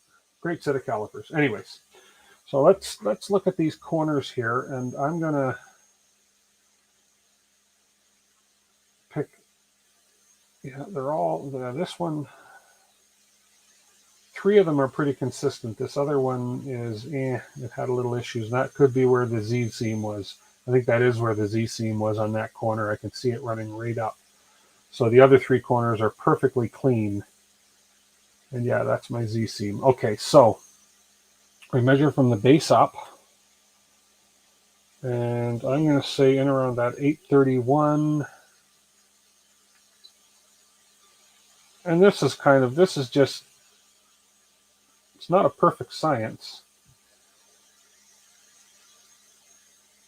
but you want to pick it where the corner is the sharpest and you don't have any, so that's, I'm just going to take my marker here real quick. 0.07, 0.0425 is your guess. We'll see. I'm just going to mark the height here so I can see on both sides. I like it there, and I like it right about there, and that's the crappy corner. Okay, so let's see what we got. 13 That one's 1308. That one's 1366. 1372. So I'm going to go with my favorite, which I think is not quite there. I'm going to go a little lower than those. So I'm going to go 1125. It's going to be close enough. 1125. So let's see. We're starting at 0. 11 and a quarter. I need my handy calculator here because so based on the instructions. So when we do this, so we've done the print. Then here's the formula. We're starting at 0 because my pressure advance setting right now is 0. So we're doing 0 plus 11.5. Now, I may be a gambling man, but I think I can do that without a calculator. So that's 11.5 times, we want to multiply it by this factor of 0.005 because it's a direct drive hot end. 0.005 equals, and who said what? 0.0425, not quite Q. I am at 0.0575. 0.0575. So we come into here and we go to our machine, we go to our printer config, and then we find our pressure advance, which I believe is under the extruder. Where did I find it? Right there, pressure advance.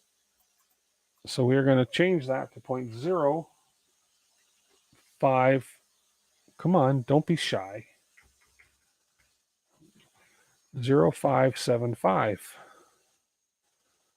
There we go. Jason, you were way too high, Jason. 0.07? No, 0.0575. According to this. Okay. That's my sweet spot. I like the sweet spot. And then now we go save and restart. And just like that, it's updated. Come on. It's going to restart. There we go. Pressure advance set.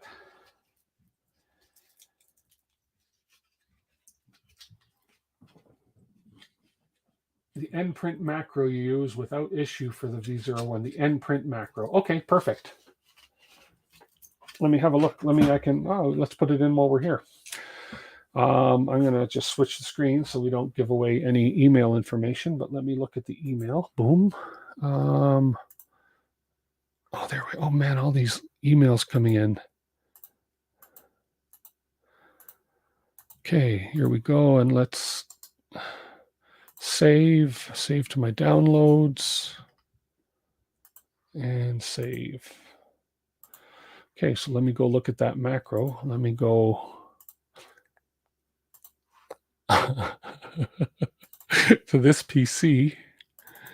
I don't like this Windows 11. I do not like the layout. I don't like Windows, period, but I was so used to 10, and then this 11 thing happened. And okay, let's drag that to my desktop, G-code macro end print, and let's open that up, that document. And okay, so let me copy. Okay, then I can open up Clipper. Now I can put the screen back on. And then let's go to the machine. Let's go to the printer config. Let's go all the way down to the macros. That was the end print one, print end. Actually, what I'm going to do is I'm going to open Notepad++. I'm going to create a new note. Oops. Why have I not saved that note? Save as. This is going to be called serial. Enough. I'm going to new note, and then we're going to clip that, paste that right into where you, there we go. So that's what you just sent me. So that way I can grab it. And so it's still in my clipboard. Oh, before I do anything like that, I'm going to close this. Before I do anything, right now, I'm going to go like this. I'm going to download my latest printer config, because if I mess my printer config up, then I've got that backup. So there we go. End print. Call it what I want. I'm going to call it Jason's death button. Print end, pause. Okay, so let's go ahead and go there. That's the current one, which is in my backup config file. And we will go Command V and paste Jason's in. Look at that. And then we'll do a save and restart. No errors. Chicka-boom. There we go. Okay. And it moved the macro over here, so it's there. So if I click that, extrude below minimum temperature. Of course it is. Okay, so we know the macro is working. Awesome, awesome. Thanks, Jason. Oh, I didn't rename it Jason's death button. I should do that. I'll do that later. So now that we have, I'm going to warm this up again. I especially want to keep the bed warm, because the bed takes a little longer to heat up, especially when you're doing a PID tuning on the bed. Oh my goodness, it's like watching paint dry. And then let's get this up to 180 so we can warm it up. I just want to do a quick test print now that this has all been done. So I'm just going to quickly print the Voron cube. And what are we at? 747. So it's time to print a cube, and then we can call it a stream. But let's find the cube. Where did I put the Voron test cube? Dragon. I don't want a dragon.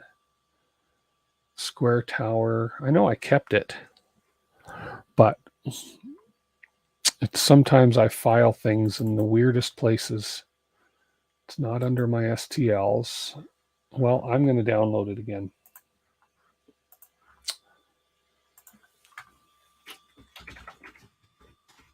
We're on test cube.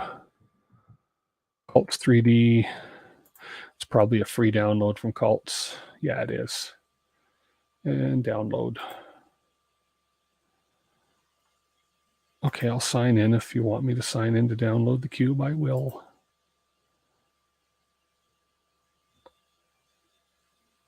Probably a quicker way to get it, but hey.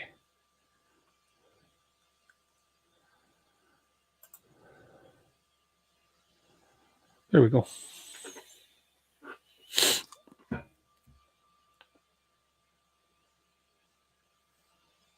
And it's done. And then let's go to the slicer. Let's get rid of this. And let's bring the cube in. Call it what you want. You can try it without having the print running. Just make the tool head in the middle of the bed and press end print to see what happens. Okay. Do that in a second here. I'm going to go to my downloads, and I'm going to find that cube, and we're going to drag it into here. There we go. Okay.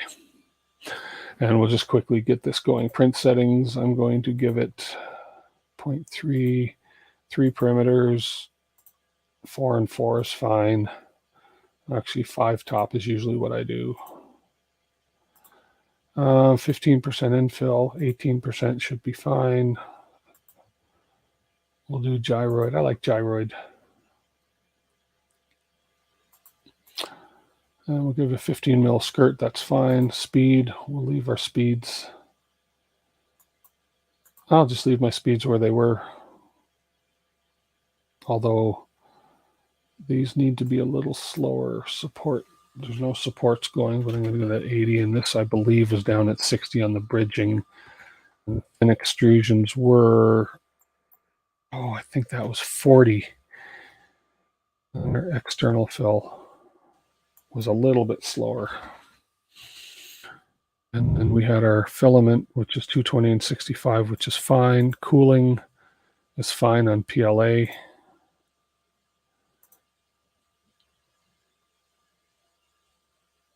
And let's see. Let's try some.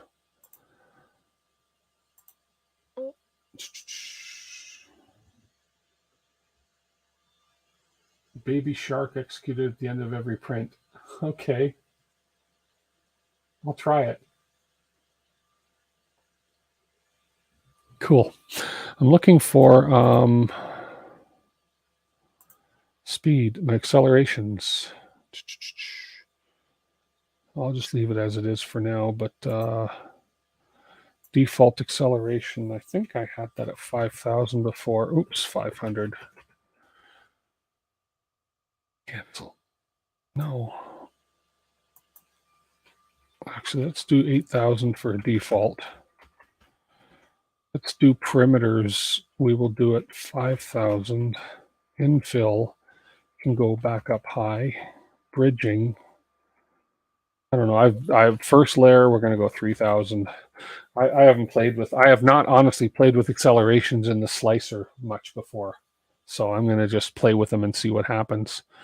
But I didn't even realize I could change the accelerations for everything. But of course, on the first layer, you don't want much acceleration. But anyways, that's the beauty of trying stuff for fun. Let's slice the cube, and it says it's going to be 39 minutes based on that. So let's see let's see if anything I did actually works. Okay, perfect. So sliced and sent to clipper. So we're going to go boom, boom. Don't need you open anymore, and we're nice and warm. Go to G-code files. There's the cube, and we'll print it and see what happens. See what happens. I gotta get my little hangy. There we go.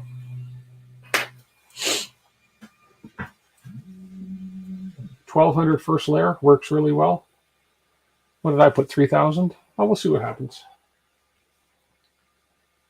That's the type of thing I got to play with and learn, right? Is learn all the accelerations, what works best for what. You can raise your perimeter elevation above 2,000 now too. Cool.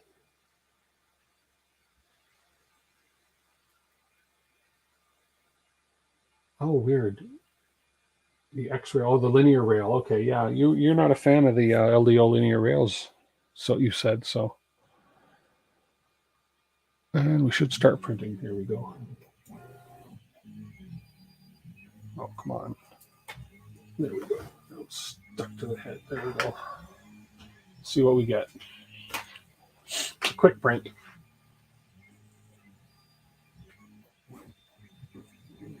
$60 millimeters a second for the first layer. Yeah. What did I use? Did I have the first layer speed set? No, I didn't even check that. Speed.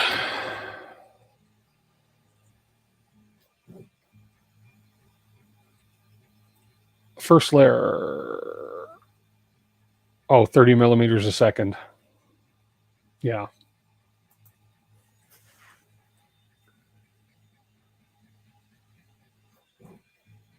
So 30 millimeters a second. It's a little slow for the first, but it's small print. So, and it looks good.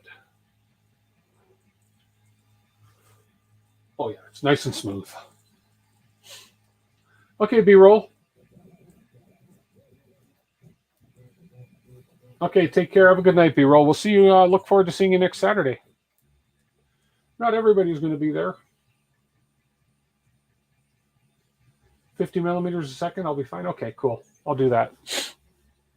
I gotta create I gotta kind of create a custom profile for this printer, anyways. Tweak the profile. Super Slicer came with a profile for it, but I gotta kind of tweak it as I go.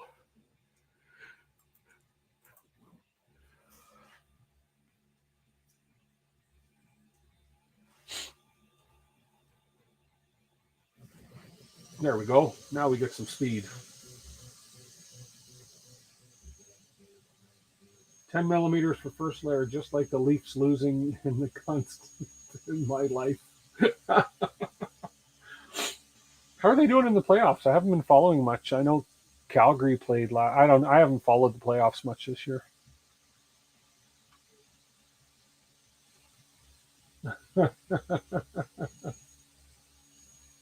Oh, Prusa Slicer has a Voron profiles for the 01? I didn't know that. Okay. I like Prusa Slicer. Kira, nah, I'm not a fan of it. But Prusa I like. And Super Slicer I'm slowly getting used to. Truth be told, the only reason I started Super Slicer was because it had a profile for the rat rig for the V-Core 3.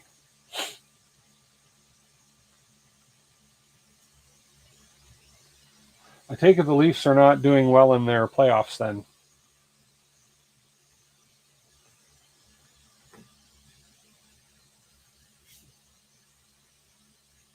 That's true, Mike. Yeah. On my other little printers, I use slow first layer for sure. This is a man. These layers are really good on this piece. Oh, there we go. I finally broke through one. Oh man, that was not easy to take apart. There we go. That can go in the garbage. Let's hydrate a little. Oh, cool. Well, let me have a look. I don't mind you. I don't know if I updated my Prusa yet.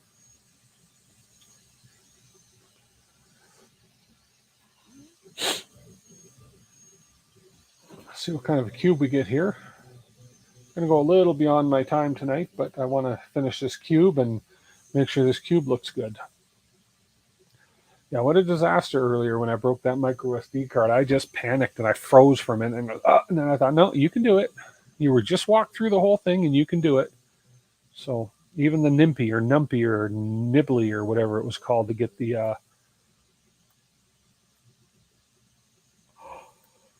accelerometer working was pretty simple to go through. Okay, let's see configuration wizard. Let's see if they automatically download or whatever. Custom printer, no. Other vendors, no. Maybe I probably have to update my slicer.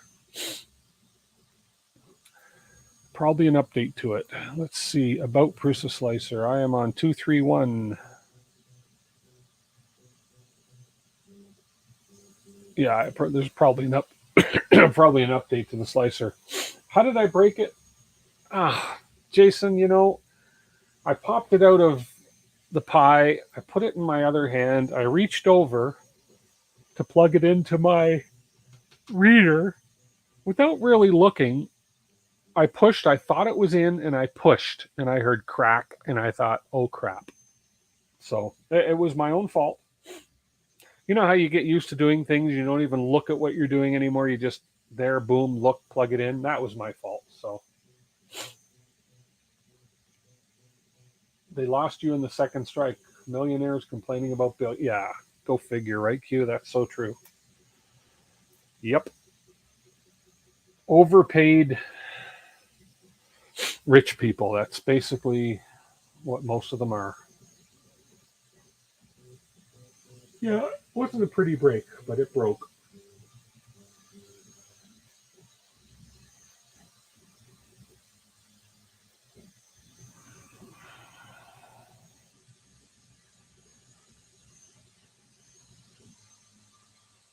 Rat rig is in Prusa 231.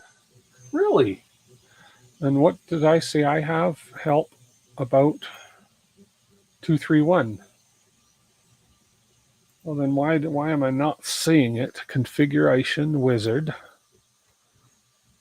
Other vendors, Creality, FL Sun, custom printer, filaments. I guess I need to update this. It's probably in a different release. Luzbolt, any cubic artillery, INAT, Bebo, Trilab, and Lulzbot.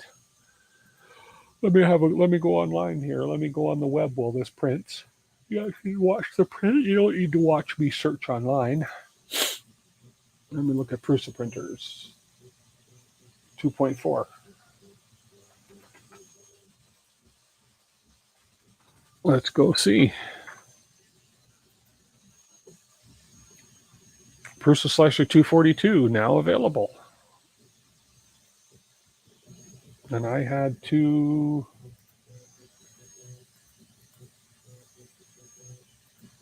231 and they have 242. I'm way behind the times.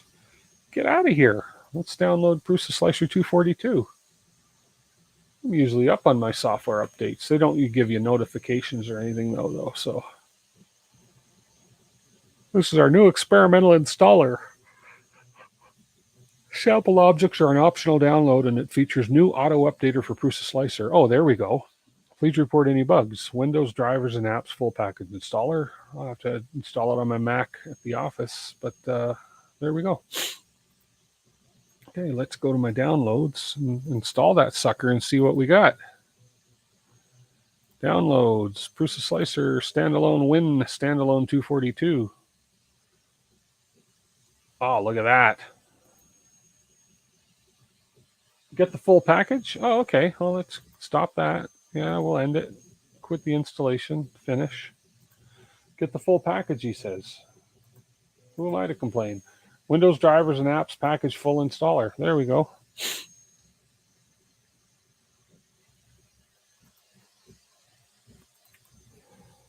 You're the boss. Oh. Okay.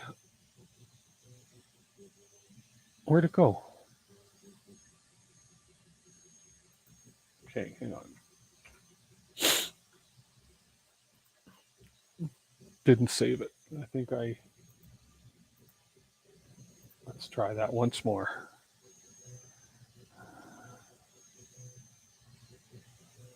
Let's try that once more.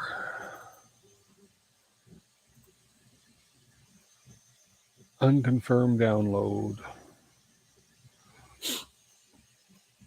There we are.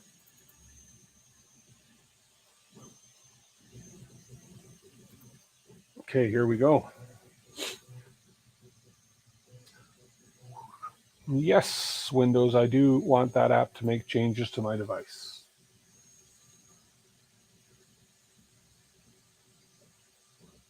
Yeah, that's true. Okay, so Prusa Slicer, Windows drivers, utilities, yes. Test objects, why not? No, MK3 test objects. MK3 Plus, no, I don't have an MMU. I do have a Mini. I don't have an SL1. I can take that off. And Pronterface, why not? Although I think I have Pronterface on here already, but let's do that next and install. Cool. So this is what we're looking at here.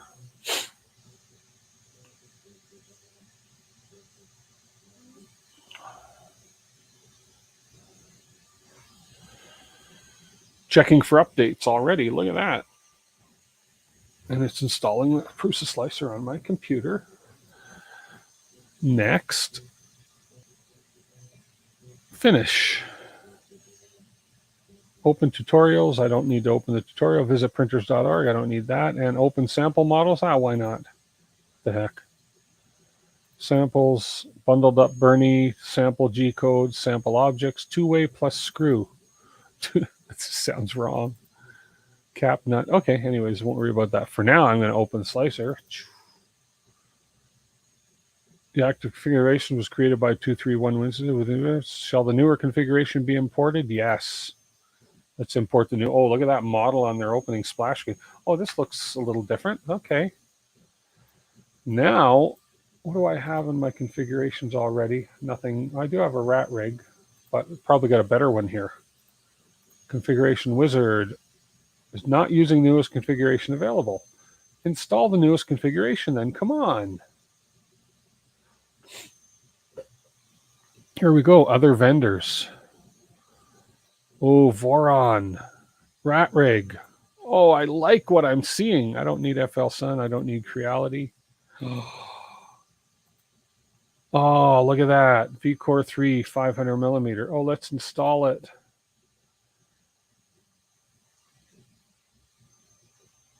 Oh, nice. Oh, no, I got to get a V Minion then. Next. Look at all the Vorons. Look, Voron 0. 0.4 nozzle, alternate nozzles. Oh, I can. So I want a 0.4. I've got a 0.8 in my Revo kit, and I think it's a 0.25. It might be a 0.3. So let's go next. I don't need to define a custom and finish.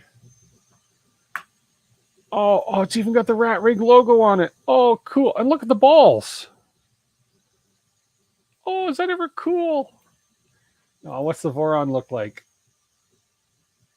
0.4 nozzle.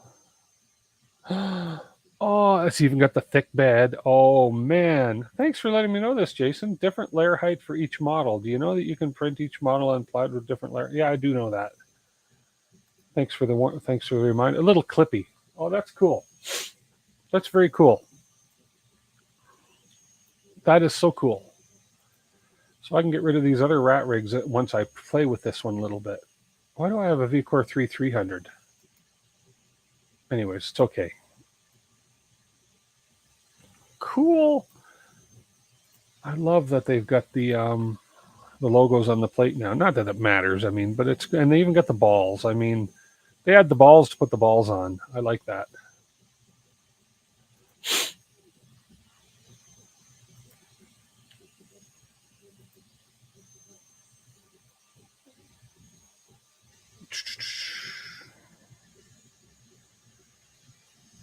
.2 millimeters normal is what I always use. Generic PLA is what I generally leave it on. Oh, Voron 0.4 nozzle. I like. Cool. Well, hello, dog. Come here. Oh, come and say hi.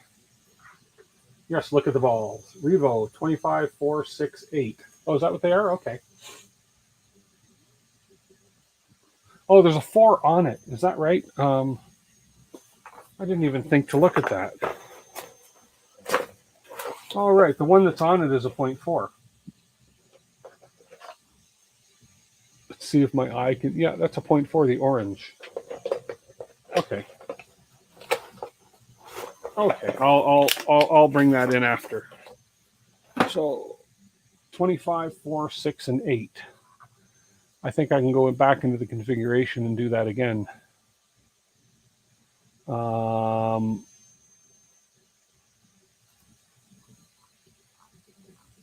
Yeah, 25, take the 3 out. Oh no, they don't, a 4, 6, and an 8. Finish. There we go, 25, 4, 6, and 8. Took the 3 out. Let me go back and take that VCore 3 out, or the 300. I don't need the VCore 300. Rat rig. I don't need that one. Finish. There we go. I get confused sometimes how to add filaments to specific printers, but that's just my little lack of knowledge. But that is cool. That is so cool. Yes, I will. Check your printer settings tab, custom G code, to make sure you have G92EO in the before layer change section. If the slicer gives you an error about relative extrusion. Mid-print nozzle swap. Oh, interesting. I'll have to check that out. I'll have to definitely check that out, Q. Post a link to that video, or send me the link to that video. Check your printer settings tab, custom G code. Custom G code. We have, and check, see if the G92E0 before layer change, G92E0. Yeah, there is one there. Right there. And the print end, it says go to the macro. Ah, that makes sense.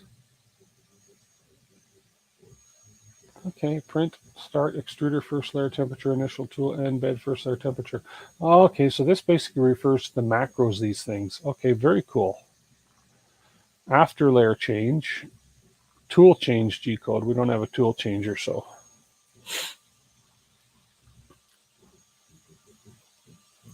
Interesting. What's the G code look like for the rat rig?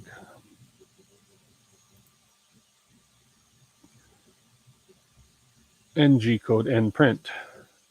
Oops. Okay, cool. Very cool.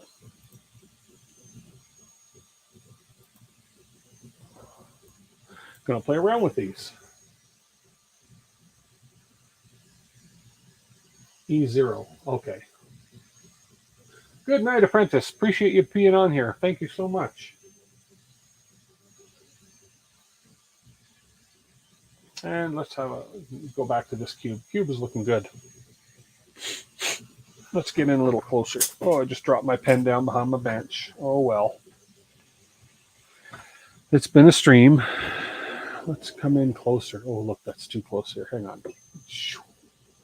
Let's focus.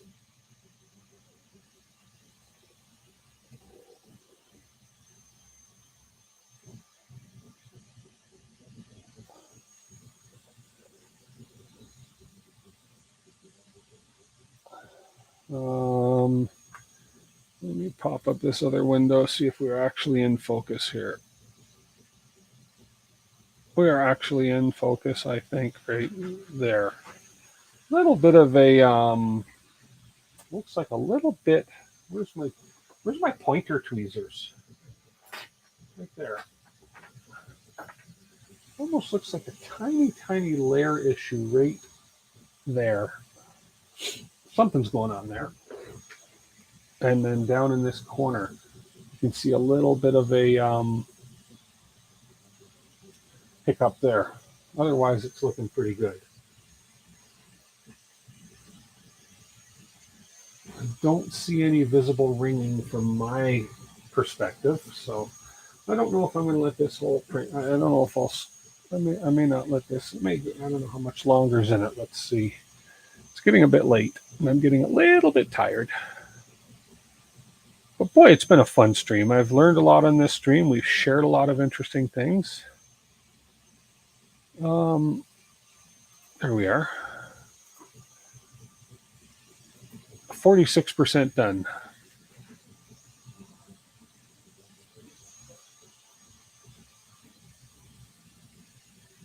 What is that? Is that like a, oh, it's almost like a little, not a layer shift. What's that? It just came down.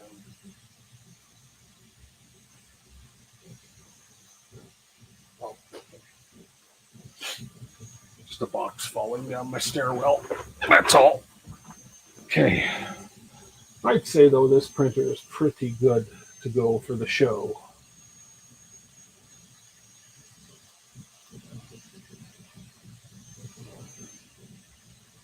Maybe I shouldn't have done gyroid infill. Well, it's going pretty quick.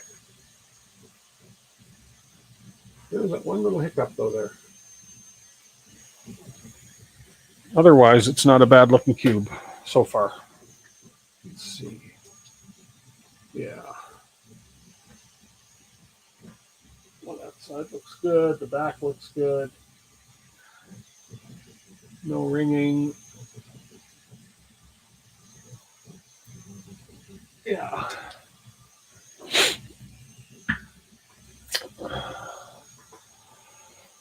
$16 of you hanging out. Cool. You sent me the link to the video, links to the tutorial video on how to set up the G code for the mid-print nozzle swap. Okay, cool. Let me have a look at that.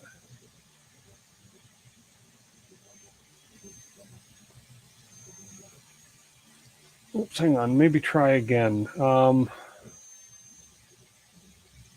Don't see it coming through. Try once more, Q. Sorry about that. And then I'll keep those links open.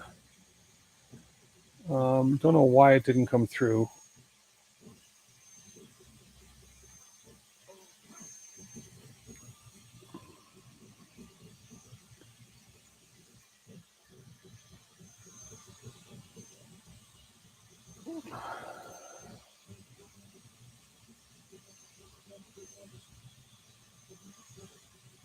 Yeah, we're going to go for another 5 or 6 minutes.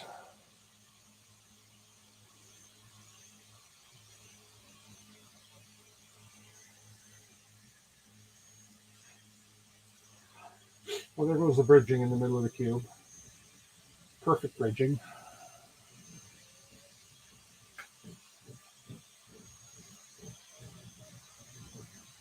Oh, okay.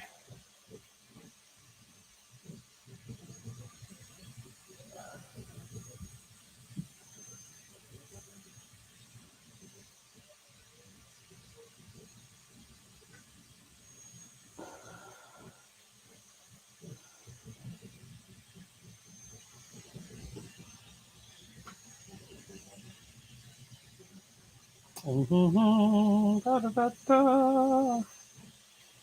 Da, da, da, da. Let me send a text message to my lovely wife.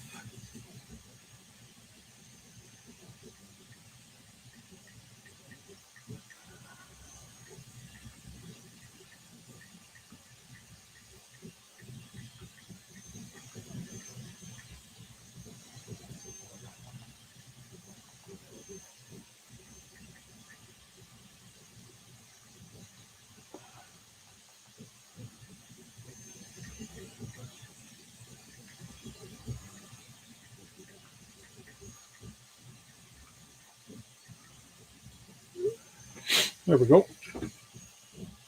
Okay, here we go. I see the link now.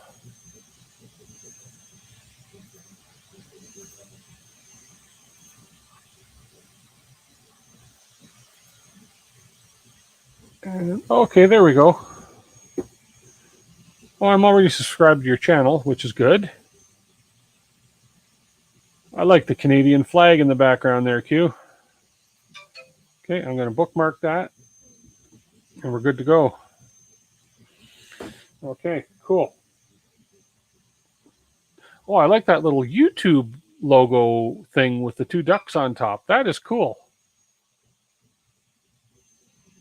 Those are some nice prints. That YouTube one is very cool.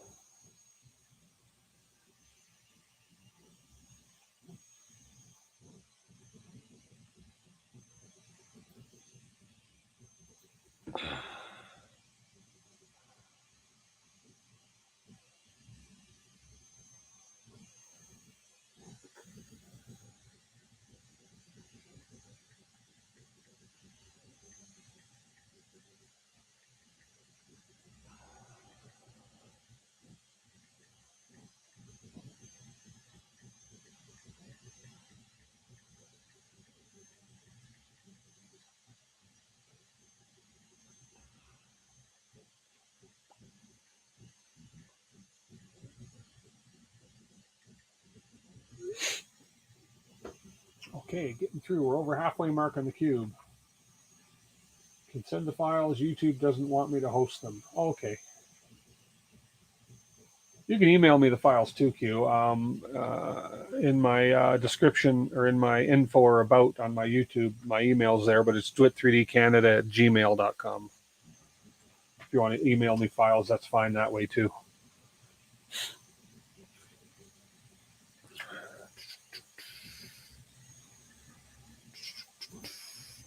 Duplicate. Premium. And there we go.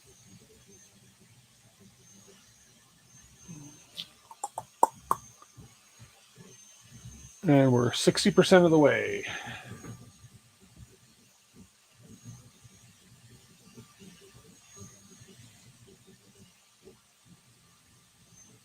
Well, it's looking pretty good so far, guys. Pretty good. I think we're about the halfway point now. According to all this information, there is 17 minutes left.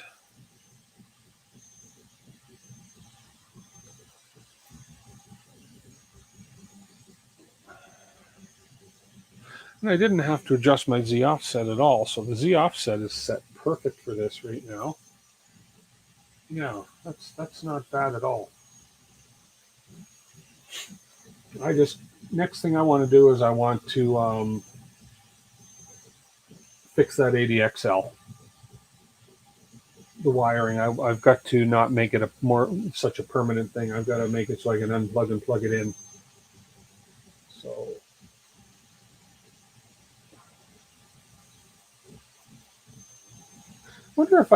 Wonder if it should work if I put a couple of those strong neodymium magnets on the ADXL. They should hold it. Ah, no, they might not hold it as solid as a screw would when it's doing the measuring of the resonances. So, just thinking of an easy way to attach and detach the ADXL, but not take the wiring right off, but attach and detach it and kind of store it off to the side.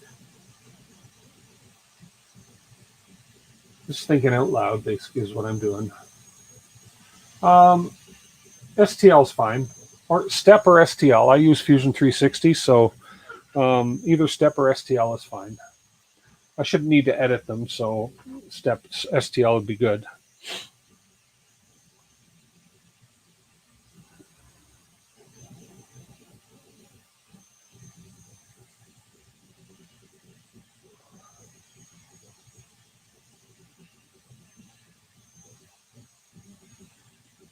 Yeah, that'd be great. Those are really cool.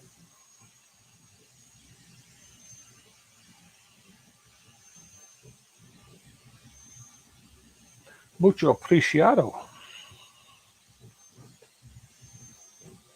You don't need to redo the input shaper often. Don't need to redo it No, okay, unless you drop the printer on the floor. Oh, now you just jinxed me, Jason. Come on. Ay, ay, ay. Now I'm going to have to let Maria carry it. Yeah. Why did you do that, man?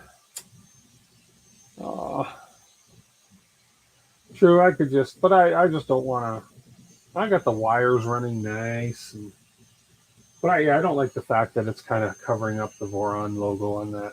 So I'll probably pop it off and yeah. Just leave the mount there.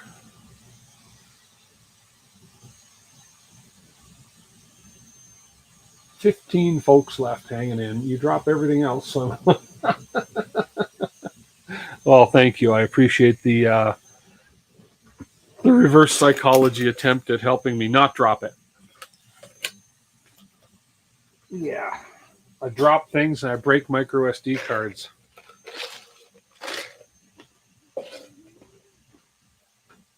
Actually, that's the first card I've broken in a long time.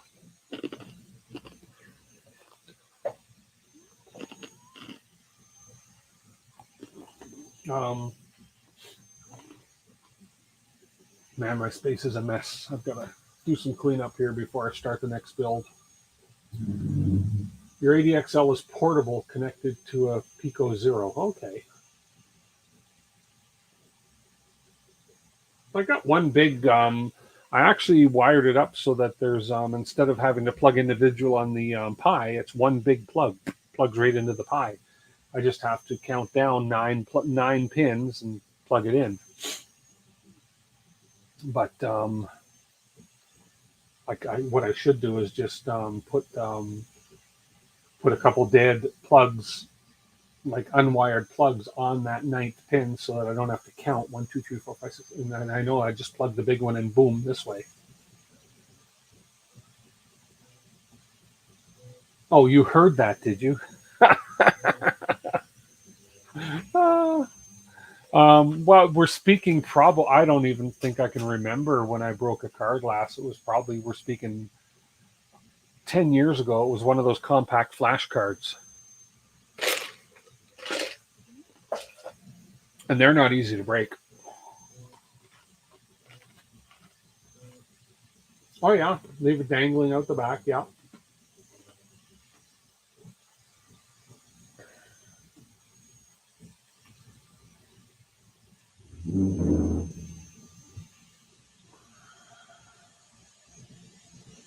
We're at 75%. 11 minutes to go, apparently. We'll see. And then we'll just see how this cube looks. So far, it looks great. Let me just check the other side again here.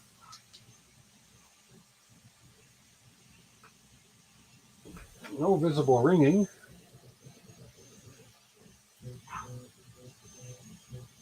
Nope. I think we're good. I think we're going to be good for the show. 1 for the money, 2 for the show, 3 for the lady on the radio, 4 might be the one you'll never know. Good Canadian group. I think they're Canadian. If anybody knows that song, I think they're Canadian. You guys all saw my Benchy from last week? Remember we sped it up? Look where the smokestack ended up on the top because of a major, I don't know, layer shift or something. Anyways, keeping that. That is a classic. I'll bring that to the Maker Faire and say, hey, you can expect this quality on this printer. Can you imagine? I think if I did that, I'd hear from Mr. LDO.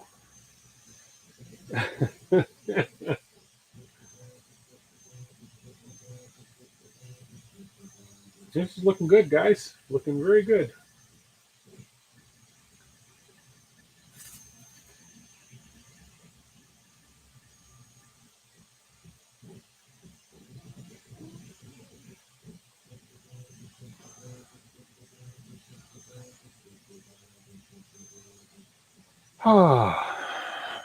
So I've got I tweeted out some of my things for the show next week. I've got that massive backdrop. It's about whatever 88 inches is. 7/12s are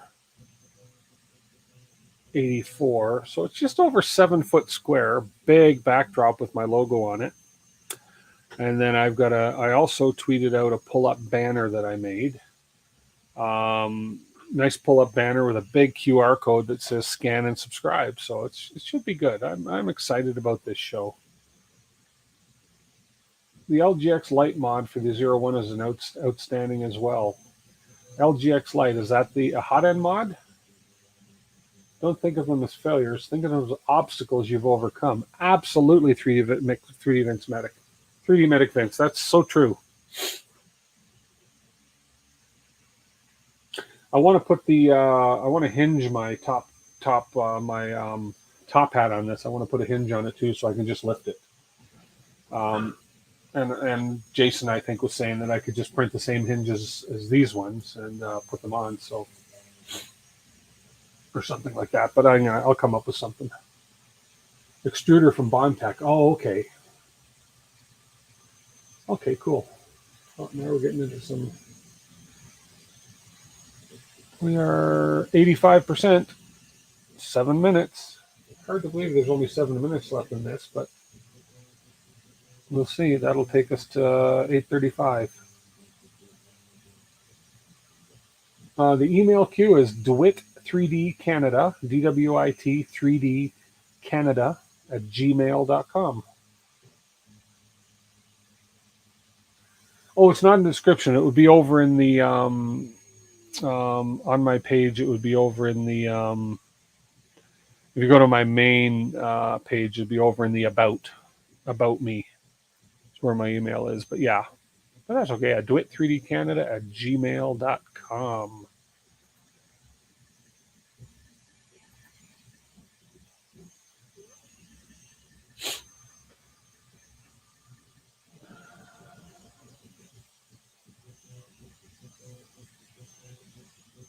The LGX Lite mod is what you have on the V01. Okay.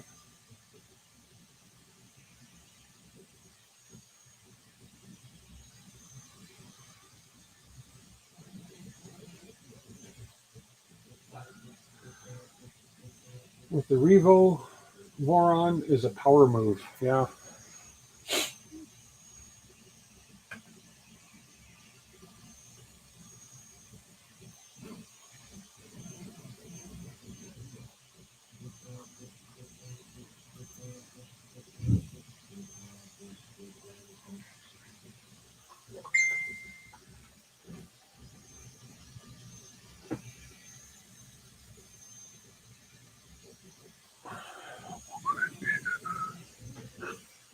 What's this one? Oh, okay. Oh, it just fits over. Okay, it's a little different design on the enclosure. Okay, cool. Let me look that up just so I can see where we're all about. Good old Amazon, maybe.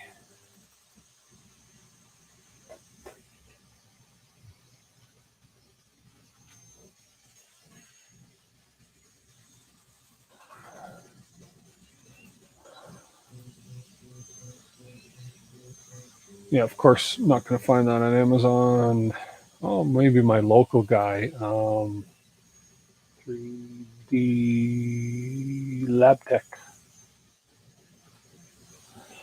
See what he's got under.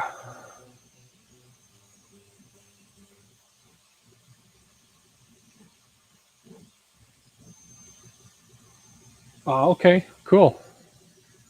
See what he has under Bondtech, my local guy.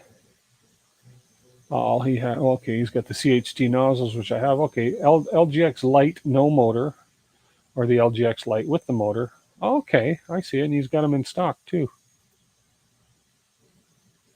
Oh, I didn't want to add to my cart. I don't want to buy it right now. Oh, there it is. Okay, in stock. It's a nice looking extruder. Cool. Okay, cool. Good to know.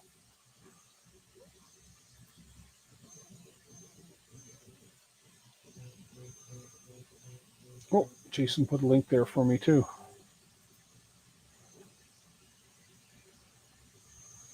Okay.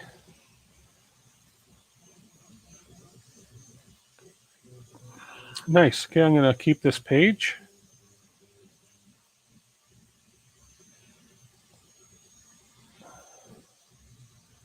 That's a nice looking setup. That's got the red frames like I'm building. Look at that. Oh, wow. Ooh, I like that. Okay, I can download the STL files. Let me download those right now just so I have them. And then the actual LGX Lite is available at my local guy, and he has them in stock. So yeah, and he delivers right to my door if I decide I want to get that. Cool. 98% done. Oh, we're on the top layers of the cube. We're good. We're getting there. That finished pretty quick, actually.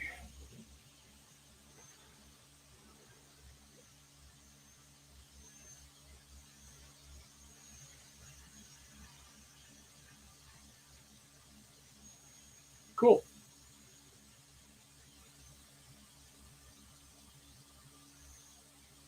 And we're on the 98%. A minute left. 5 top layers. So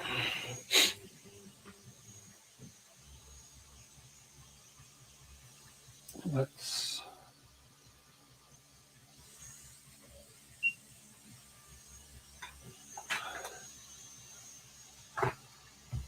Whoops. Sure, bump it on the last layer. Let's switch to this camera and do that so I can get this one out of my way. There we go. Get these empty boxes out of my way. And we'll have a look at this when it's done. There we go.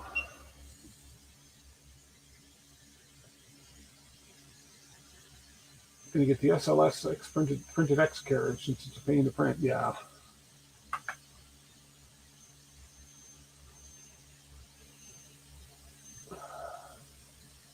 Should be done.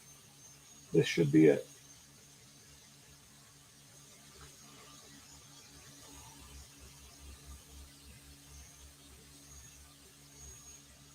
And no, one more. Ah.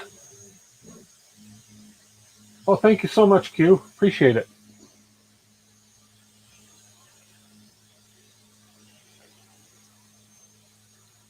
Definitely got to print that. Definitely.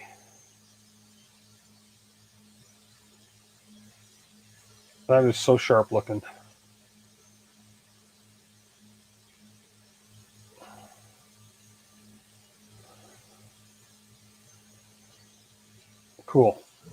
We'll look at that tomorrow.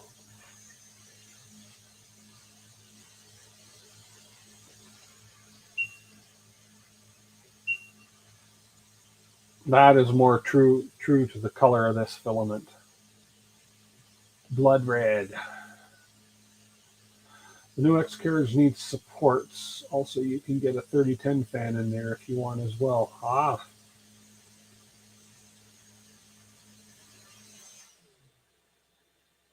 Done. Now, why don't the bed drop when it finishes the print? Hey, why? I bet I can't drop it either. Oh, I can. Just in the... There we go. There we go. Okay, let's pull it off and have a look.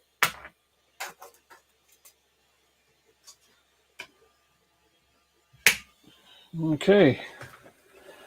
Upon initial inspection, oh, there's a little bit of ringing in there. Oh, it's not... You know what? There's something not right. Anyways, let's have a look here. It's not the best cube. My other one was much better, so I'm going to have to... There is something going on. Hang on. That light is making it too bright.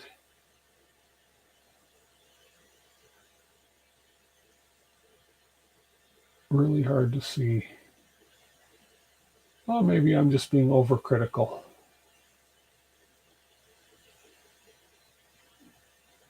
There's a nice bottom. Bottom looks great, and that bridging inside looks really good.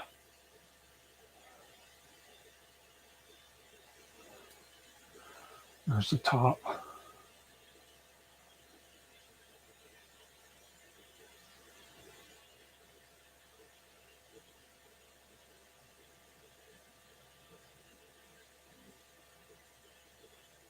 I think it's just the filament playing games with my eyes because it's such a very high reflective filament. Yeah, it is just the filament because at different angles I see different.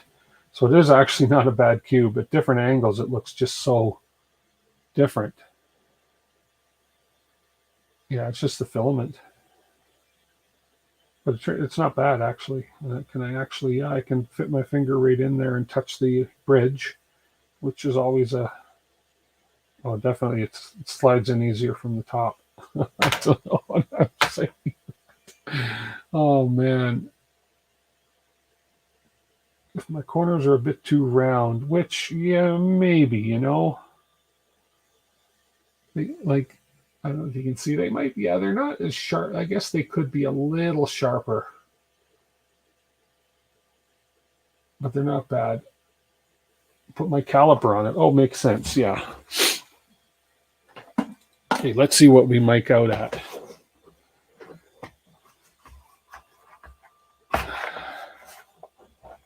Yeah, it's not bad, Jay. It's the filaments playing tricks with my eyes. It's a very reflective filament.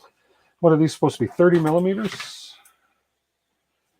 Let me zero my caliper.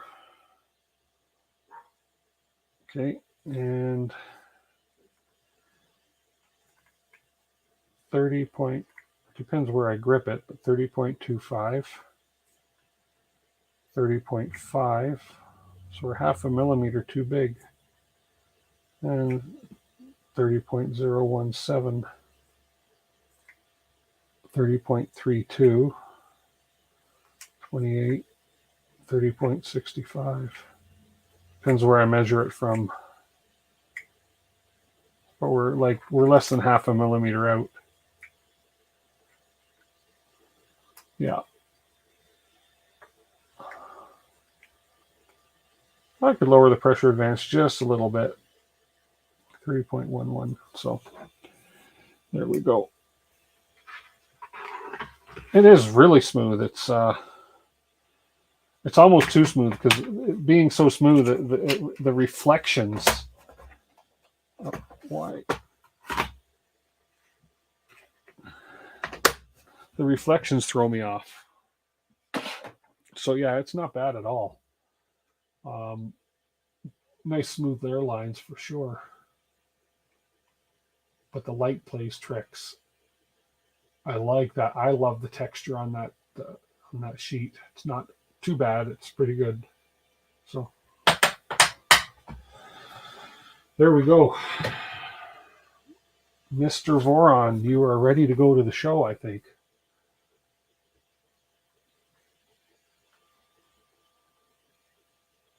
Okay.